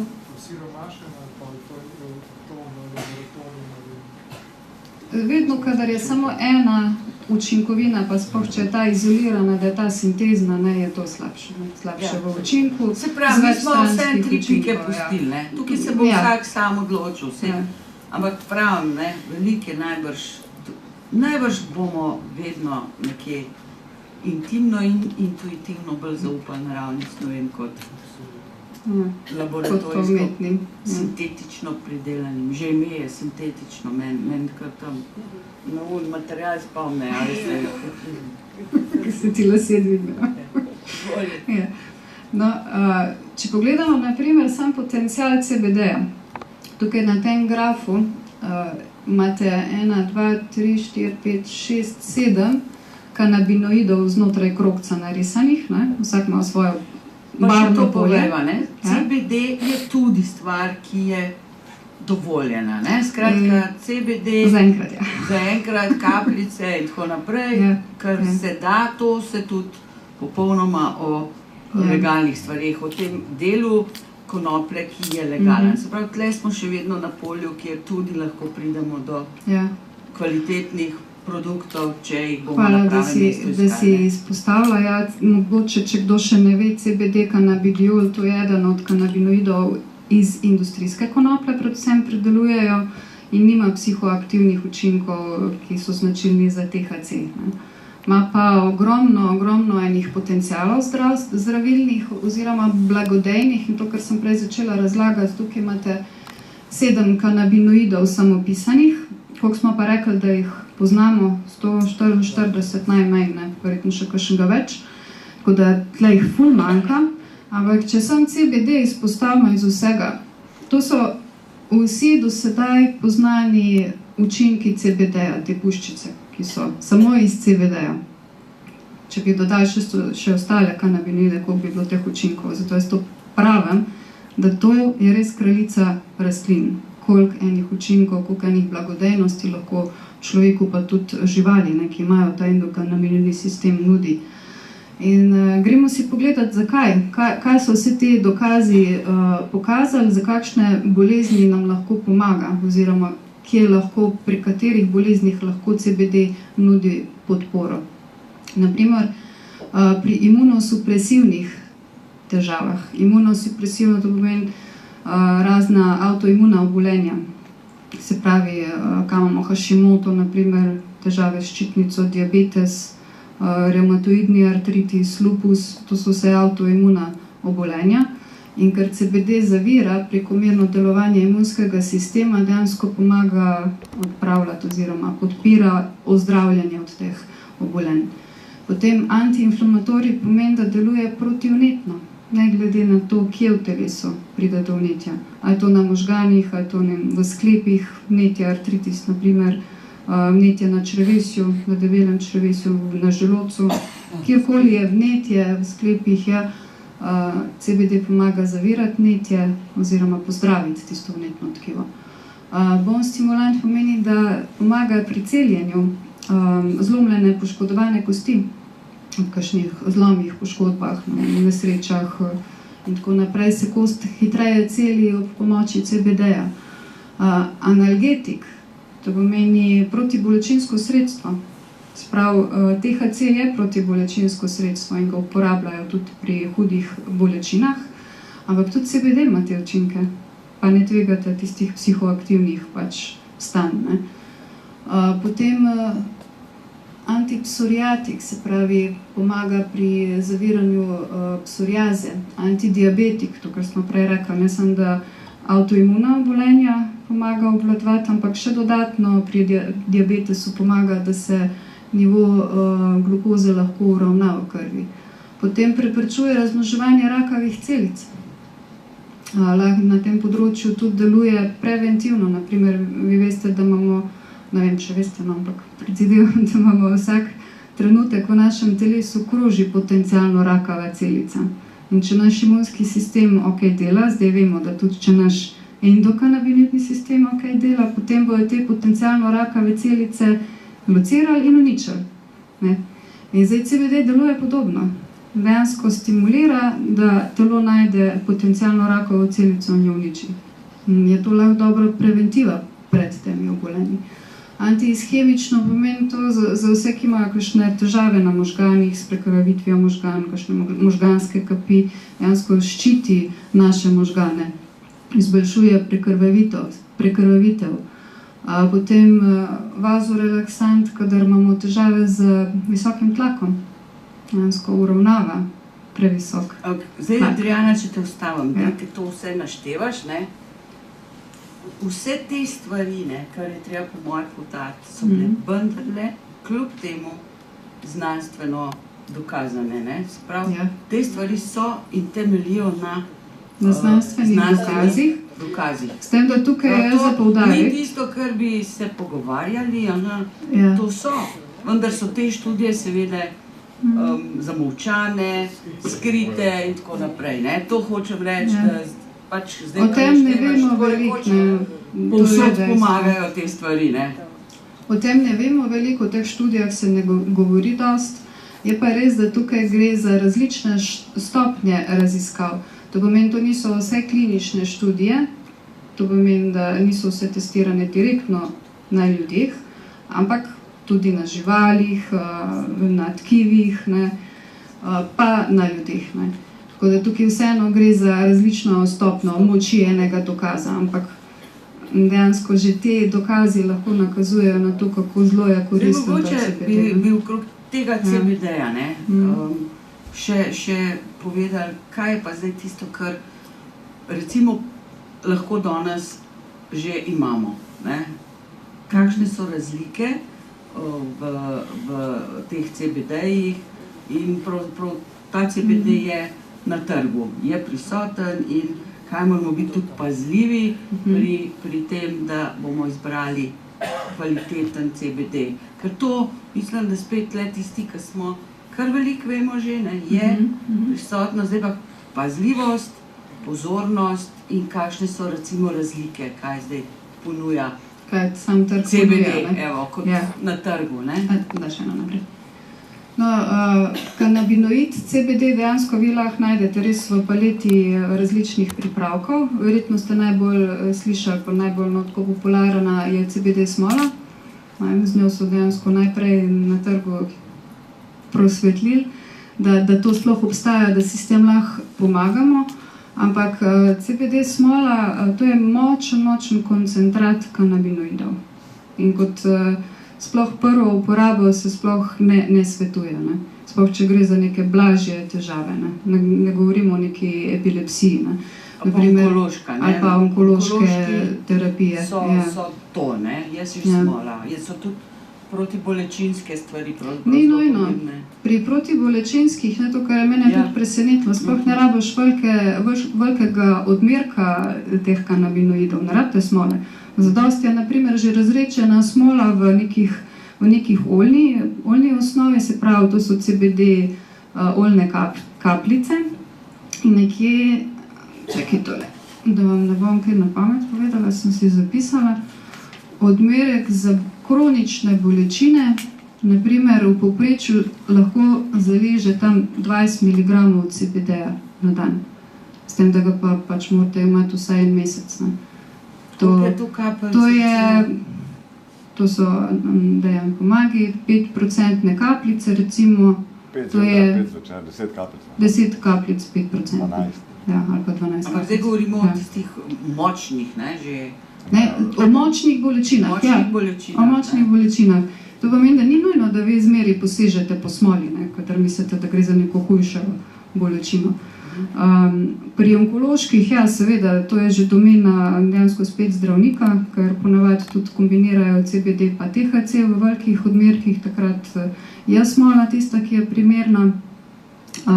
Za neko splošno zdravje uravnavati pa tam nekje do 15-20 mg CBD-ja dnevno. Ne. To je pa smola čist preveč. Ne.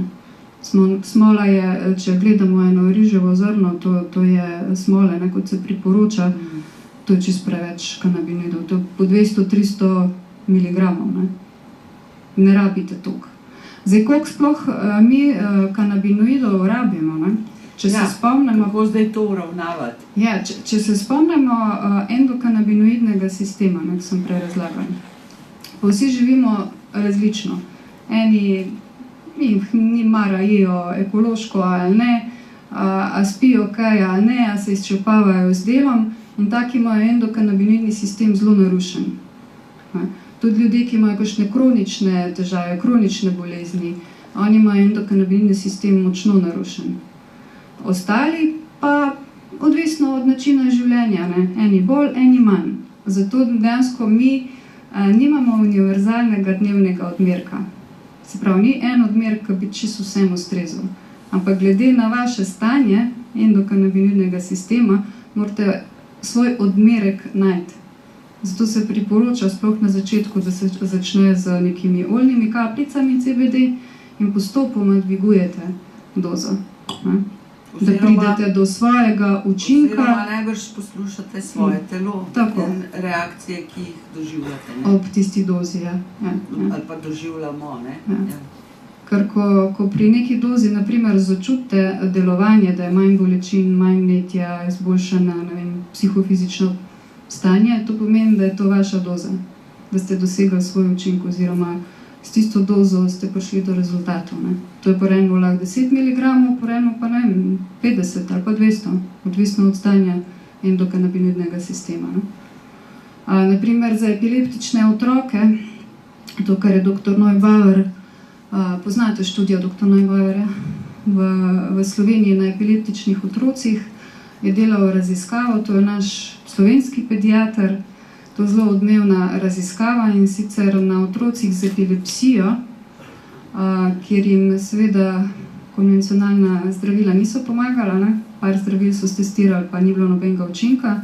Epilepsija, veste, da so lahko ti napadi tudi po 100-krat ali pa večkrat na dan. Ne? In če gledate svojega otroka, ko se po 100-krat meče po tleh, pa ga zvija, verjetno ni luštno. Ne? In ko so začeli s to raziskavo, dajal jim je sintetični CBD, je v 75% bilo več kot 50% izboljšava stanja. To pomeni, da eni so bili čist brez napadov po CBD-u. In to po sintetičnem. Ste pa videli, kakšna je razlika sintezni pa naravni. Ne? Ampak tukaj gre za velike odmerke. Ne? To je lahko 200-300 mg na dan. Ker je pač močneje narušen endokanabinoidni sistem. Smo še kaj pozabili povedati? Ne vem, koliko CBD-ja, mogoče še te procenti, kaj pomenijo. Evo. Procentualno. Procenti, ne, ki so navedeni na... Ja, dejansko manj, ko je procentov, manj je CBD kanabinoida v posamezni flaški. Ne. Če imate 2% CBD kapljice, to pomeni, da je, da jim pomagaš. V celem, če 10 ml flaška, je potem v celi flaški, tej 10 ml 200 mg. To pa recimo to, kot na dan lahko epileptični otrok prejme za svojo terapijo. Sprav, to ne bo primerno za te paciente, ampak bo zadost za povprečna obolenja, ne tako odločna. Odločitev, na čem temelji odločitev 2%, 5%, ne vem, ne, pač katere stopnje, vse so različne, ne. Temelji na najbrž diagnozi in stvari, ki jo želiš pozdraviti. Koliko je resna dejansko težava. Ne? In kdo nam zdaj pri teh stvareh lahko recimo svetuje? Ne? Zdravniki so tle mnogokrat precej... Ja, to, kar si prej rekla... Bogi, ne? Sami sebi smo najboljši dejansko lahko pomočnik, ker če nismo še nikoli se z CBD-jem srečali, pa da nimamo nekih resnih težav, začnite z 2-odstotnimi, 3, največ 5-odstotnimi kapljicami, ne na 10, 20, 30, ker to je že primerljivo smoli, ne? Začnite z nizkimi odmerki in poslušajte svoje telo, a reagira na to, a spite boljše, a ste manj pod stresom. Če ne deluje 2-odstotna, naprimer, razrečina, dajte dvigant. Če se recimo 1-2 tedna povišajte, pa pejte na več kapljic ali pa na 3 ali pa na 5-odstotne pol, če še ni učinka. Ne? In tako boste prišli do tiste doze, ki bo za vas delovala. Zato ker zdravniki nam tukaj ne morejo svetovati. Ne? Lahko pa seveda tisti ponudniki zelo kvalitetnih CBD pripravkov, naprimer pri nas v projektu ste verjetno v naših novičkah že zasledili CBDX, Biomons, Darja pa Dejan sta tudi danes tukaj. Ona dva imata tudi posvetovalne kotičke v Sanolaborih, pa dejansko tudi na temo CBDX, teh kapljic vam lahko svetujeta, kdaj, kjer ga, pa vse te detajle glede samega doziranja. Sem bi jaz poudaril še to, kar smo prej že omenili, ampak še enkrat bi poudaril, bistveno pri izbiri je pomembna čistost konoplje oziroma surovine. To mogoče, da poudarimo tudi, da ne bi šli samo s CBD-jem. CBD, čisti CBD, čista surovina kot konoplja. Sama surovina naj bo res preverjeno čista, iz katere se delajo CBD pripravki. Ni mislil tukaj čisti sam CBD kristali, ampak gre za čistost ekološka oziroma da raste res na neonesnaženih področjih ta konoplja. Kdo pa to garantira pri OCT proizvodih, ki jih kupaš v lekarni oziroma brez recepta? Imate pri proizvajalcu, lahko zahtevate, imajo certifikate čistosti. To morajo imeti. Kdor pa tega nima, pač greste na vse ali pa nič. Ja, zdaj tle moramo nekaj vedeti. Tudi pri CBD-ju, ne samo pri smoli, pa pri drugih pripravkih je seveda zdaj trg enormen. In pravzaprav raven zato, ker je regulativa pravzaprav tu šibka, smo mi tudi šibki kot tako. Vedno je boljše, če bi bile stvari urejene, potem bi bilo tudi trg bi bil urejen in trg v Sloveniji v tem trenutku. To je raven ta slaba plat tega, da sicer reguliraš, prepoveš in potem seveda črni trg deluje in to je slaba plat. Boljše bi bilo, da bi imeli stvari urejene in bi tudi te stvari bile. In seveda tukaj to, kar vi tudi močno poudarjate, jaz berem te vaše novice, se jih poznate, Skupaj za zdravje človeka in tudi njihova spletna stran je super, da se zdaj s tem kar že nekaj časa veliko ukvarjate in se mi zdi fino, da ste odreagirali na nekaj, kar se dogaja v realnem svetu. In tle se mi zdi, da enostavno je treba biti zelo pozoren. Veste, da je marsikaj se tudi zgodilo, veste, da smo prepuščeni z internetu in vsemu, kar internet prinaša dobrega in slabega, in seveda tukaj pri CBD-ju lahko stopimo na varno stran. Rekla, vi ste danes tudi pripeljali sabo proizvajalca, oziroma vi sodelujete, in seveda ta proizvajalec ima certifikat. Tudi če kaj druge kupite, če ste na internetu, dajte se pozanimati, ne takoj past sam na efekt nižje cene. To se mi zdi recimo zelo pomembno, ker tam vam mora najprej, bi rekla, celo zazvoniti v glavi, da ponavadi tam, kjer je vse nekaj tako tudi, čeprav vemo, kaj se dogaja, je precenjeno, ker je v tem trenutku ponudba bistveno manjša, kot je povpraševanje, in seveda to je tržna zakonitost in cene so zelo visoke, kar je seveda absurd. Že ko so ljudje v stiski, so bolani, zdaj če govorimo tudi o smoli in teh stvareh, pa v tistih najbolj potrebnih, to predvsem na onkološkem področju. Mi se zdaj pogovarjamo tudi tam, kjer so drugi, rekla, CBD je pravzaprav rekla si tudi za njih, in tudi za poskusiti, če deluje, ampak seveda mnogokrat je treba še kakšen korak naprej, če so stanja res zelo, zelo težka. Tukaj gre pa za nespan, vse, kar si prej govorila, tle se mi pa zdi, da se je fajn prepustiti temu in biti zelo previden, kaj kupuješ, kje kupuješ, od koga, kakšen vir. In tle se mi zdi, ta izdelek, ki ga imamo danes tle, ne, tudi, danes ste ga vi pripravili tudi v Sanolaborju, dostopen in ima ustrezne, recimo certifikacije. Saj ne rečem, da drug tudi nimajo, imajo, ne, ampak preverite, a ne. Ni mus, da je sam ta, ampak ta je zelo čist, je pa češkega porekla, ne, recimo, da je še to malo Češkega porekla, dejansko, če ste prej slišali, ko sem razlagala, Čehi so bili Čehi so eni od pionirjev točno to po raziskavah na področju konoplje in tudi sama zasedba ljudi, ki je v ozadju od CBDX, teh pripravkov, ki jih tudi dol na koncu lahko vidite. To so strokovnjaki, naprimer družinska zdravnica, predsednica homeopatskega združenja, ne, je ena od njih. In dejansko en strokoven kader, ki snuje recepture teh pripravkov in stoji tudi za tem. Tudi imajo zelo močno navezavo tudi z Evropskim združenjem za industrijsko konopljo. Redno spremljajo, kaj se dogaja na področju regulative. In tudi zaradi tega, ker hočejo biti v skladu z zakonom, so to trenutno v Sloveniji edine, mislim, da edine kapljice, ki so brez THC-ja, ker očitno pošla regulativa na to, da bo moglo biti čist 0,0 THC-ja pri nas. V pripravkih. Pri nas. Zaenkrat. Ja. Ampak tako da gre res za en kvaliteten produkt, preverjen, tudi njihova čistost, naprimer osnovne surovine, to, kar je Rajko prej rekel, se na več kot 60 toksinov preverja, tako v materialu, ki ga dobijo v predelavo in bolj po sami proizvodnji.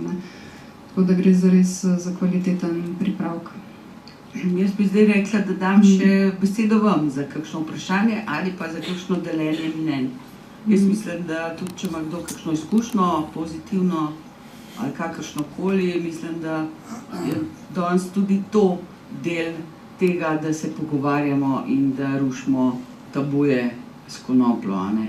V tem smislu, da se mi zdi, da najbrž ima že marsikdo kaj izkušenj tudi v tem smislu ali pa ste spremljali koga in tako naprej. S kakšnimi stvarmi, s čim ste se srečevali, kaj je največji problem, recimo tudi.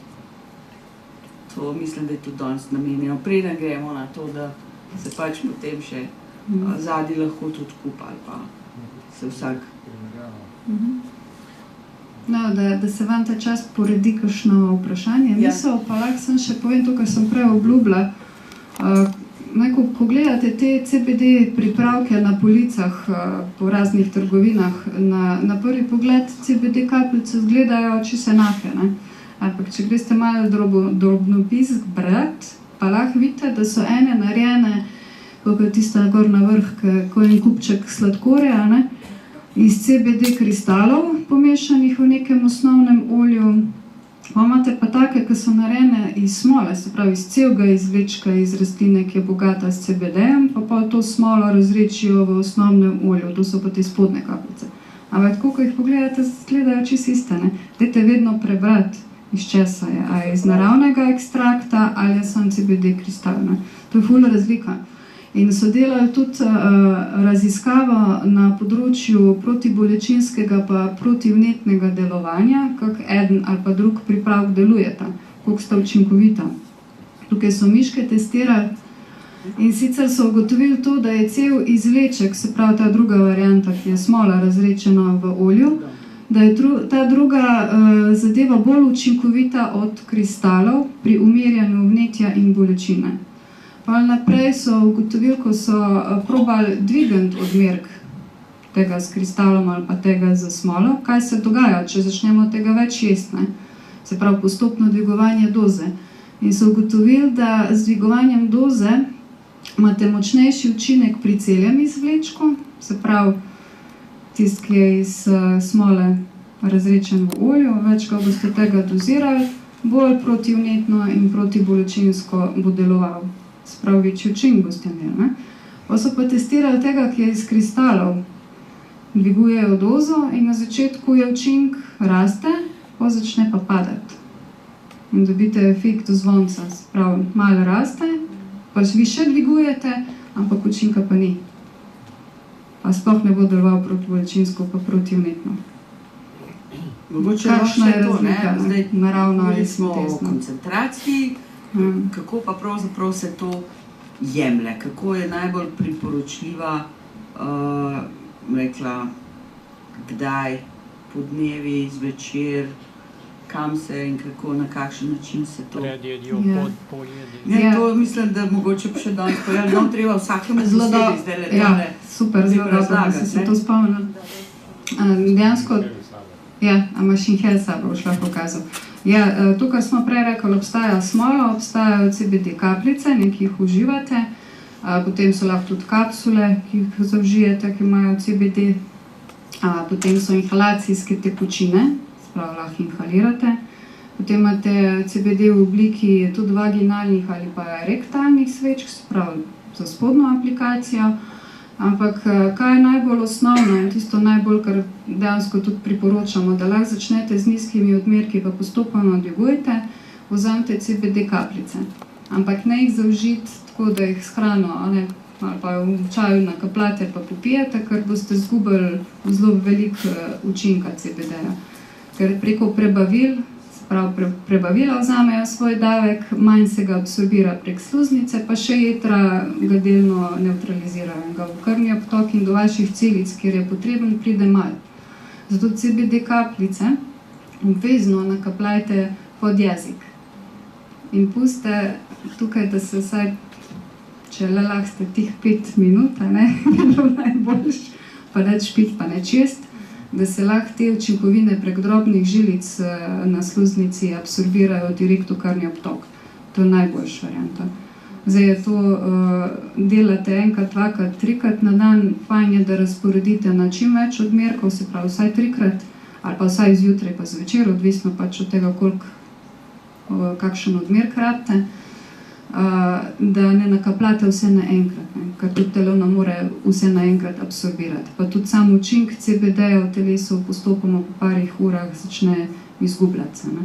Zato je fajn, da se dozira večkrat dnevno. Pri inhalacijah, za slabo spanje, noči, je ja, to zvečer potem. je pa vsekakor zvečer.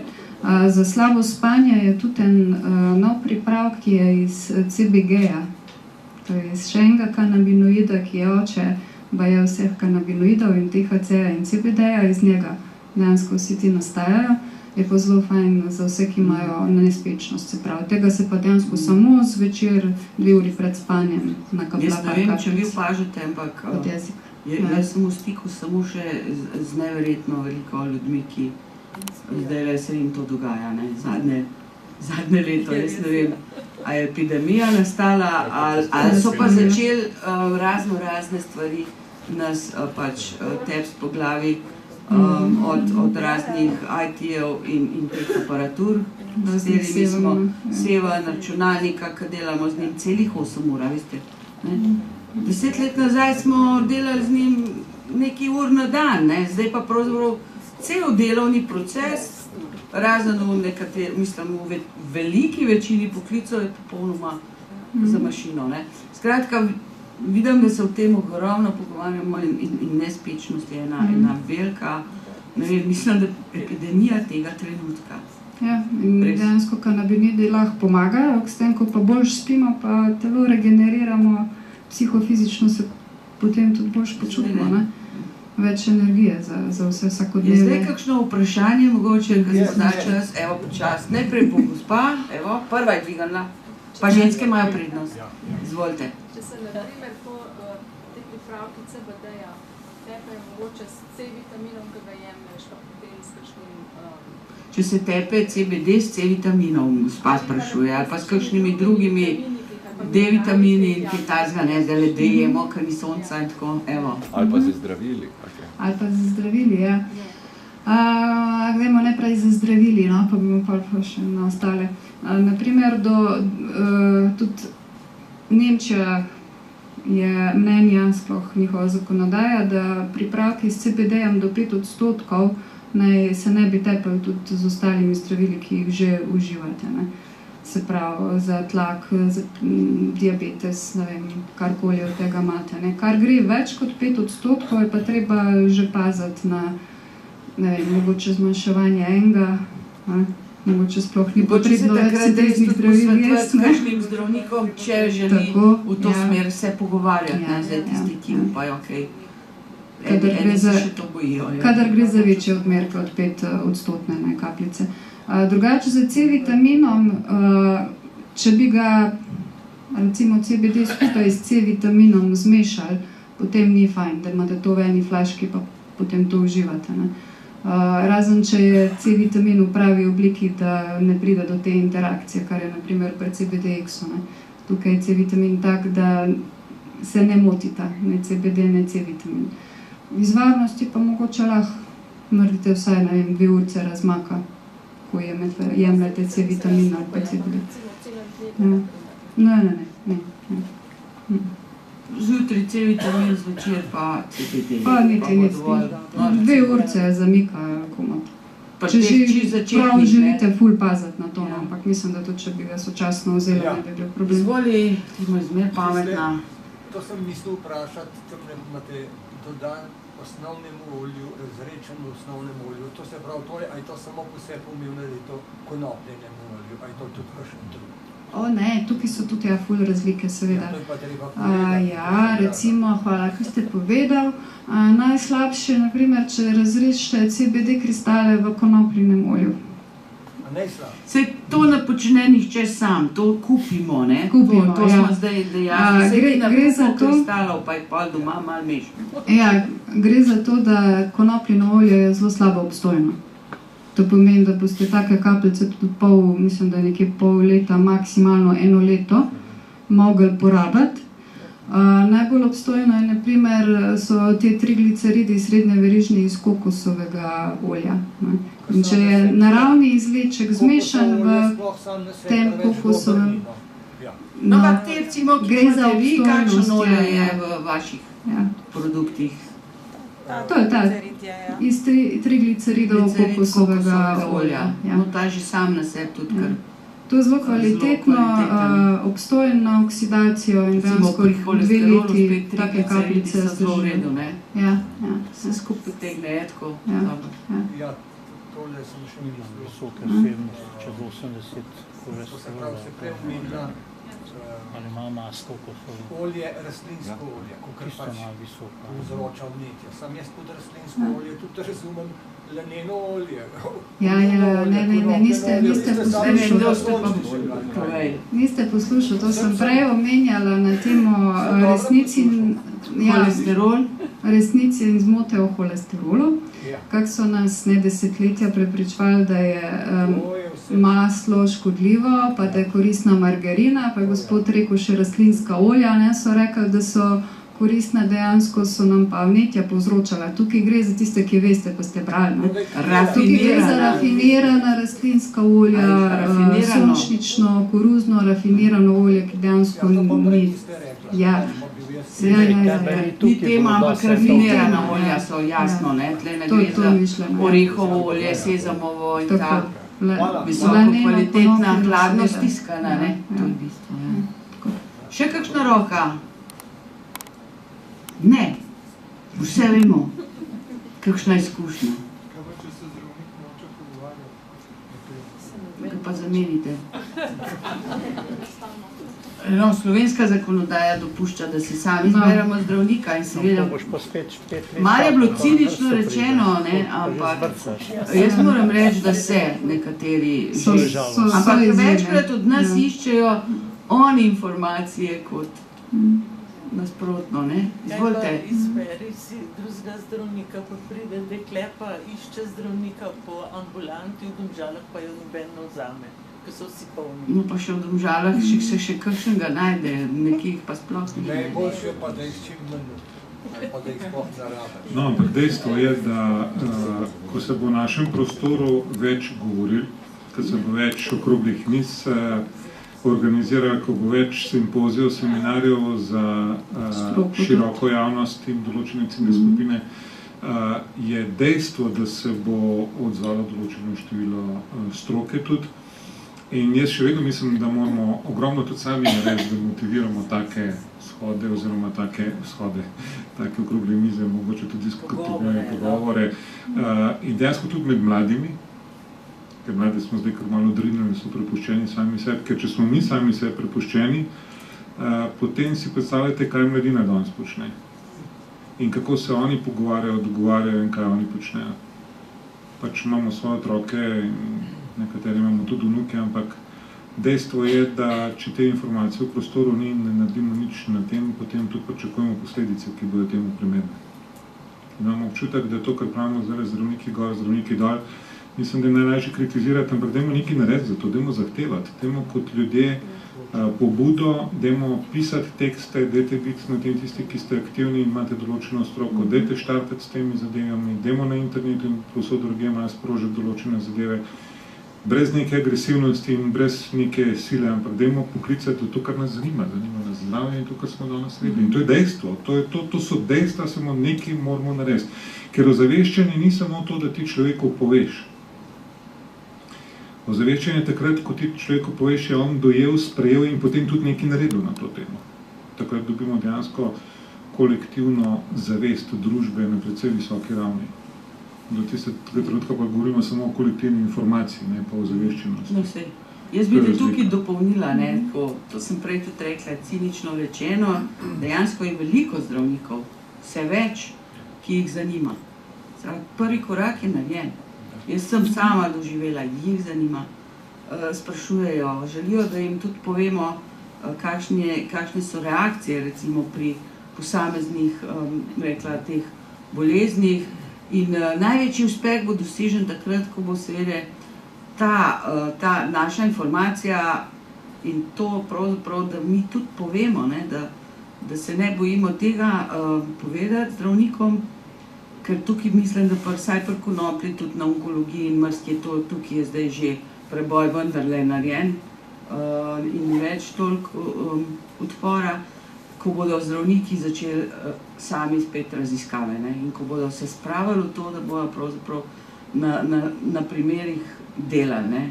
To se mi zdi, da bo tisti najboljši odgovor, ne. Jih je nekaj tudi javno izpostavljenih, ki mislim tudi nekaj vdaje bilo, ker so zdravniki sodelovali, ki recimo eksplicitno podpirajo in zagovarjajo to zgodbo in se borijo za to. So pa seveda vedno pod mal tem strahom. Veste, da v Sloveniji nekaj zdravnikov zaradi določenih alternativnih metod tudi izgubilo licenco. Homeopatija je bila leta in leta marginalizirana. Dolgo so se mogli boriti, da zdaj lahko tudi uradni zdravnik, medicinc je homeopat. Drugače, če se spomnite, to bilo enkrat, bila izgubljena licenca. To je pa konec. Jaz bi tukaj dodal samo še eno zadevo. Za zdravnika je konec, pravno. Jaz bi dodal še eno zadevo tukaj in sicer za slovenski prostor. Zaznamo zdaj vseh teh 15 letih je zaznati en tak zelo skromen odnos do diskusije. Zelo skromen odnos do diskusije oziroma zelo omejen. In sicer gre za to, da od parlamenta navzdol pogledamo določene seje, določene srečanja, določene okrogle mize in tako naprej, tudi te naše predvolilne in take drugačne dialoge. Mi gledamo pravzaprav dialog, ki je večkrat včasih samo monolog oziroma tiščanje v eno smer. Mi moramo dejansko v teh dialogih glede konoplje pustiti in dopustiti tudi drugačno mislečest. Tistim, ki se mogoče tudi ne strinjamo, da ima vsak možnost povedati svoje stališče in na osnovi tega pride do nekega argumenta. To je dejansko bistvo dialoga. Bistvo dialoga je, da pridemo do naslednjega koraka z nekimi argumenti, z nekimi dokaznimi gradivi, ne pa z zamerami. Ker pri nas je v naši družbi zelo zanimivo. Če se jaz z Adriano recimo ne strinjam, to ne pomeni, da sem jaz proti njej. Pri nas v naši družbi je pa tako, če se z nečem ne strinjaš, si proti, ne? In iz tega dialoga nikakor ne znamo priti ven. In s tem smo se dejansko zaklenili v neko zelo trdo lupino, iz katere je zelo težko priti ven. In dejansko mi tudi zamerimo nekako govorimo mi, tisti, ki so pobudniki določenih dialog, zamerimo stroki, da ne pride na simpozij, kjer je povabljena. Zdaj vprašanje, kaj je vzrok temu, da ne pridejo? Ali jim je dopuščeno, da govorijo drugače, kot bi lahko inštitucionalno govorili? Vprašanje. Ali lahko povejo, pa ne govorimo samo o zdravnikih, govorimo tudi o biologih, govorimo o kemikih, o stroki, ki je široko zastopana pri konoplji, In teh ljudi zelo težko dobiti, oziroma zdaj lahko po tolikih letih rečemo, da jih čedalje več pride. Zakaj? Zato, ker je veliko dialogov, ker je že nekaj zamujenega časa, ker jim je žal, da nekatere stvari niso pravočasno mogoče odreagirali, niso odreagirali na nekatere stvari. Ali pa alibi tujine tudi, ne? Zdaj, ko pravzaprav v Sloveniji je žal, ne, ta element izjemno pomemben. Ja. Če se to dogaja v Nemčiji, če se to dogaja v Ameriki, če se dogaja v Kanadi, ja, potem pa mogoče pa, ne, pa mogoče ne bomo več toliko zategneni.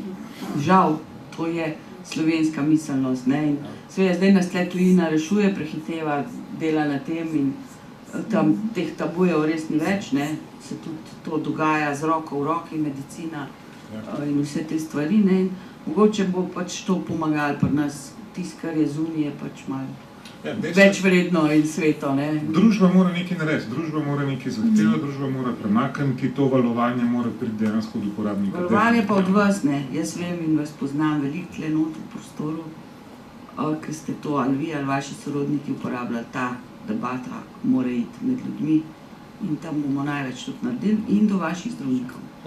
Če ste to prakticirali s svojim sorodnikom, vi povejte to svojemu zdravniku, pomaga. Jaz lahko garantiram in vidim, recimo na primeru, tukaj bomo mogli na ta način tudi povedati, če že nočejo jih toliko raziskav, empiričnih delati in da se gre v to smer in dati čas, to pa tudi, ne. Saj zunanji pritisk bo pa tudi svoje naredil. Jaz bi samo še vprašal, zdaj, ko imamo te Alzheimer kafeje, pa je toliko te demence, a to kaj tudi pomaga proti demenciji ali ne? Ja, sej, nismo mogli iti čez vse tiste učinke CBD-ja. Ja, dejansko CBD je močno zaščitniški do naših možganov, sprav ščiti jih pred oksidativnimi poškodbami, preprečuje, da bi možganske celice odmirale, ne. Celo spodbuja regeneracijo možganskih celic. Ne. In če protivnetno deluje, demenca in podobna, tudi druga stanja nakazujejo na to, da gre za vnetje v možganih. Ne. In tudi pri Parkinsonu, pri Alzheimerju so že neki dokazi, da dejansko pomaga CBD. Naprimer, že neke CBD kapljice 5%, ko bi rekel, da to res ni velik, ne, CBD-ja v dnevnem odmerku, lahko zmanjša simptomatiko Parkinsona, se izboljša, ni več take tresavice, ne. Človek se lahko normalno giblje, se boš počuti pri Parkinsonu. Zdaj, jaz lahko povem na primeru, lastnem, no, ne mojem, mojega očeta. Mi prakticiramo jemanje CBD-ja, kapljic pri demenciji in rekla na tisto, predvsem, ne, veste, demenca ima 1000 obrazov in vsak je drugačen. In ogromen del dementnih bolnikov ima težave z nemirom, nespečnostjo, po noči z izjemnimi, rekla, temi tudi neprijetnimi sanjami in tako naprej. Pri nas se je stanje v roku pol leta, rekla, vidno izboljšalo, umirilo. In tudi jim rekla, že to veliko prinese ta mir, ne, ker to je nekaj najhujšega pri tej bolezni. Tako da, evo, jaz, če vem pa, da še kdo tukaj not poskusil in sorodniki, da definitivno je bila reakcija pozitivna. In jaz sem tudi našemu zdravniku povedala, in pa rekel, recimo, izrazil izjemno zanimanje, razlagite mi, sporočite mi in tako naprej. Zdaj sploh ne hodimo več na preglede, ker stanje se je umirilo. A je to, ne vem, lahko je tudi sam potek bolezni, ampak v tem trenutku in s kapljicami je izjemno dobro. Imam svojo izkušnjo, na obrazu se mi pojavlja hitro rastoča tvorba. Velikosti malega nohta, dermatolog pravi, ja, gleda z lupo, svet, praska. To pa zgleda, da je rakov. Čez 10 dni pridite spet še večji. pa se vdušili, pa spet. Pri 7 dneh še drugega pregleda je prav isto ugotavljeno. In me naroči na operacijo. Ker pa je bilo to kar en mesec, 2 zamika in jaz doma sedim in gruntam. V enem mesecu jaz dam na flajšter zvečer in 5 kapljic tega olja, prepopam čez noč, 5krat ponovim, odpade, nič več. Zginilo je. Odpadlo je enostavno, kot bi bil presušen Gregor. Še ena lepa izkušnja. Mogoče tole, kar sem prej ven potegnil, ko ste videli, da sem potegnil tole, verjetno poznate inhalacijska naprava, ki jo ima drugače tudi za cigarete, oziroma te elektronske cigarete poznate verjetno, ne? Ta zadeva dejansko služi... Mikrofon si pozabil. Ta zadeva dejansko služi za to, kar je prej Adriana razlagala. Ta CBD je za inhalacijo, prav piše inhale za inhalacijo. To pa pomeni, da ne gre preko prebavnega trakta, ampak da dejansko vdihnete, tukaj ni tobaka, tukaj ni THC-ja, tukaj ni nobene stvari, ki bi vas zasvojila. To lahko počnete med vožnjo, to lahko počnete v službi, kadarkoli. Deluje zelo hitro, v parih sekundah, ko imate v pljučih, deluje v celotnem telesu brez praktično kakršnekoli izgube. Pritisnete na gumb in vdihnete, morate samo ta pravo temperaturo nastaviti, da ga ne pregori. In ta zadeva je praktično za tiste, ki teže nosijo kapljice ali pa jih uživajo, izjemno kakovostna zadeva. Ta kombinacija se je izkazala kot zelo, zelo uspešna, pa predvsem enostavna. Inhaliranje. Nič ne, kapla, ko pritisnete, lahko pokažem, recimo, pritisnete in potegnete tako. Dejansko deluje kot da kadite. Stopnjo diha regulirate glede na zrak. Te zadeve se kupijo povsod, kjer imajo te pripomočke. Za kajenje, ne? Ja. Elektronsko.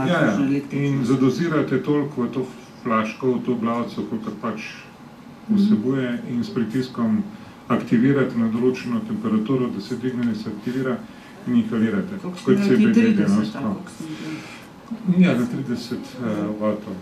Izvolite. Kaj pa v primeru raka na pljučih?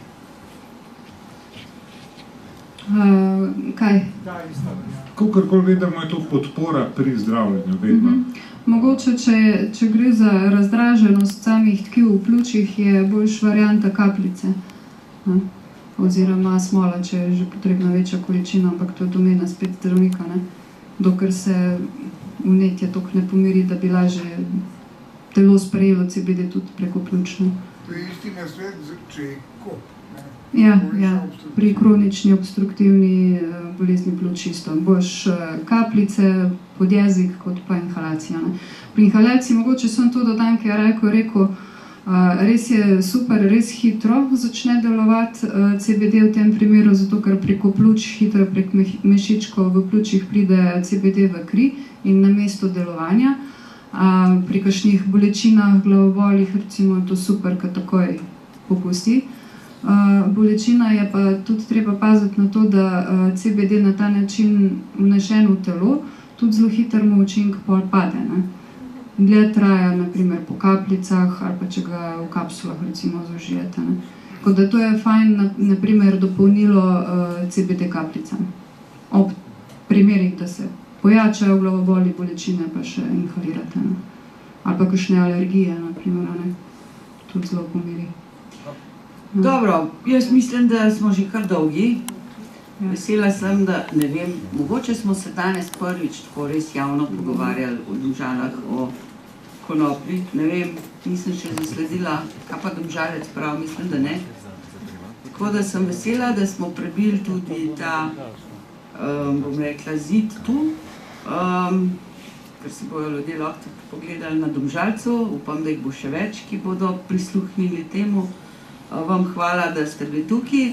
Zadaj vas čakajo tudi mojstri strokovnjaki z kapljicami, ki jih sicer Potem boste kasneje lahko tudi na trgu dobili, ampak tukaj imate še strokovnjake zraven, ki bodo dali nasvete, če kdo želi, lahko počaka in se tam v zadnji oglasi. Tudi nekaj knjig ste prinesli s sabo iz projekta za zdravje človeka in narave. Tako da hvala vama za to, da smo rekla, pravzaprav ta konopljin tabu malo prebijali. Vi ga jutri prebijajte s svojimi znanci, prijatelji v svojih krogih. Mi se pa dobimo v januarju. Januarja bo pa naš gost spet Tone Komad, ker je izdal novo knjigo in mislim, da bojo teme okoljsko naravnane ali pa malo obče, tako kot pač gospod Komad zna in upozarja nepretrgoma okolico, ne nazadnje je pa tudi naš sokrajan tukaj zelo blizu doma, tako da pogledajte, zdaj le čisto točen datum, ne vem, ker sva ga nekaj spreminjala, mislim, da je 14. ampak preverite v medijih točno, kdaj bo ta pogovor o novi njegovi knjigi. Hvala lepa, zdaj pa vse pravim, vsi, ki želite še kaj tosta, pa še pa izpodaj izpati, pa tosta v kapljica, ki je njegovi posledi.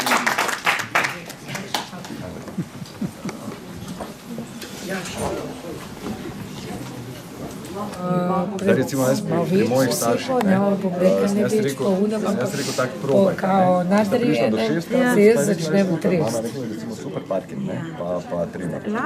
Ampak v osnovi rekla, super, bom še dvignila, pa dvignila 7, 8, mislila, da bo še boljše. Je bolj z neko spuščiti dol in je šla na 5 kapljic. Zdaj drži 5 kapljic, 6 mesecev in je super varianta, očetu je pa 8 kapljic. Našla sta si doze, ampak to je treba se poslušati sam sebe in nekaj časa vztraja. To dela na regeneraciji, mislim, konoplja dela na regeneraciji celice, zato ona daje v ravnovesje. Regeneracija celice, obnova celice traja 28 dni pri 40 let starem človeku, ki je zdrav. Se pravi, pri starejših ljudi rabimo malo dalj časa, da zbudimo endokrinni sistem. Očetu recimo strabo 7 tednov, da smo ga zbudili. Imel je dve močni operaciji, vratne žile pa hrbtenica v enem letu. Se pravi, to veste, da sta dve dolgoročni narkozi bili. In po drugi sem ga pripeljal domov, da ni vedel, kam sem ga pripeljal. Poznal edino mamo, pa je rekel, tebi sem zaupal, nisem pa vedel, kdo si. Po 9 mesecih spet vozi avto. Recimo. Kaj pa za močne bolečine v križu, recimo? Bolečine v križu, to je zdaj treba videti od česa, kak je kaj, ne. Nekak fizio se je najbolj izkazal, tudi Darja boljše zna te stvari, ker ona to dnevno svetuje 10 ur. Fizio, zaradi katerega dodatka, noter se je boljše izkazal, ne vem, to nam ni bistvo. Za skelet, mišice, veziva in pa predvsem za hrbtenico, pa med tem hrustanjce, celo obnova. Fizio je 3%, pa ne vem, 25,90. Jaz nisem toliko natržen, jaz bolj od zadaj, stroki. Zakaj? Vse posod so enake cene. Vse posod so enake cene. Tako da je... Da mi je kar sram, ko rečemo. Na svetovanje se pa lahko gospe pride? Lahko pokličete pa vam po telefonu. Več ali manj je pa ona po Sanolaborjih po Sloveniji. Razpored, mislim, da je skozi v Novičkah ali pa tudi na Sanolaborjevih straneh so, kdaj je kje, kdaj je popolno in tako dalje. Tako da je kar... Evo tako trapa s to pomočjo. Kar je zelo.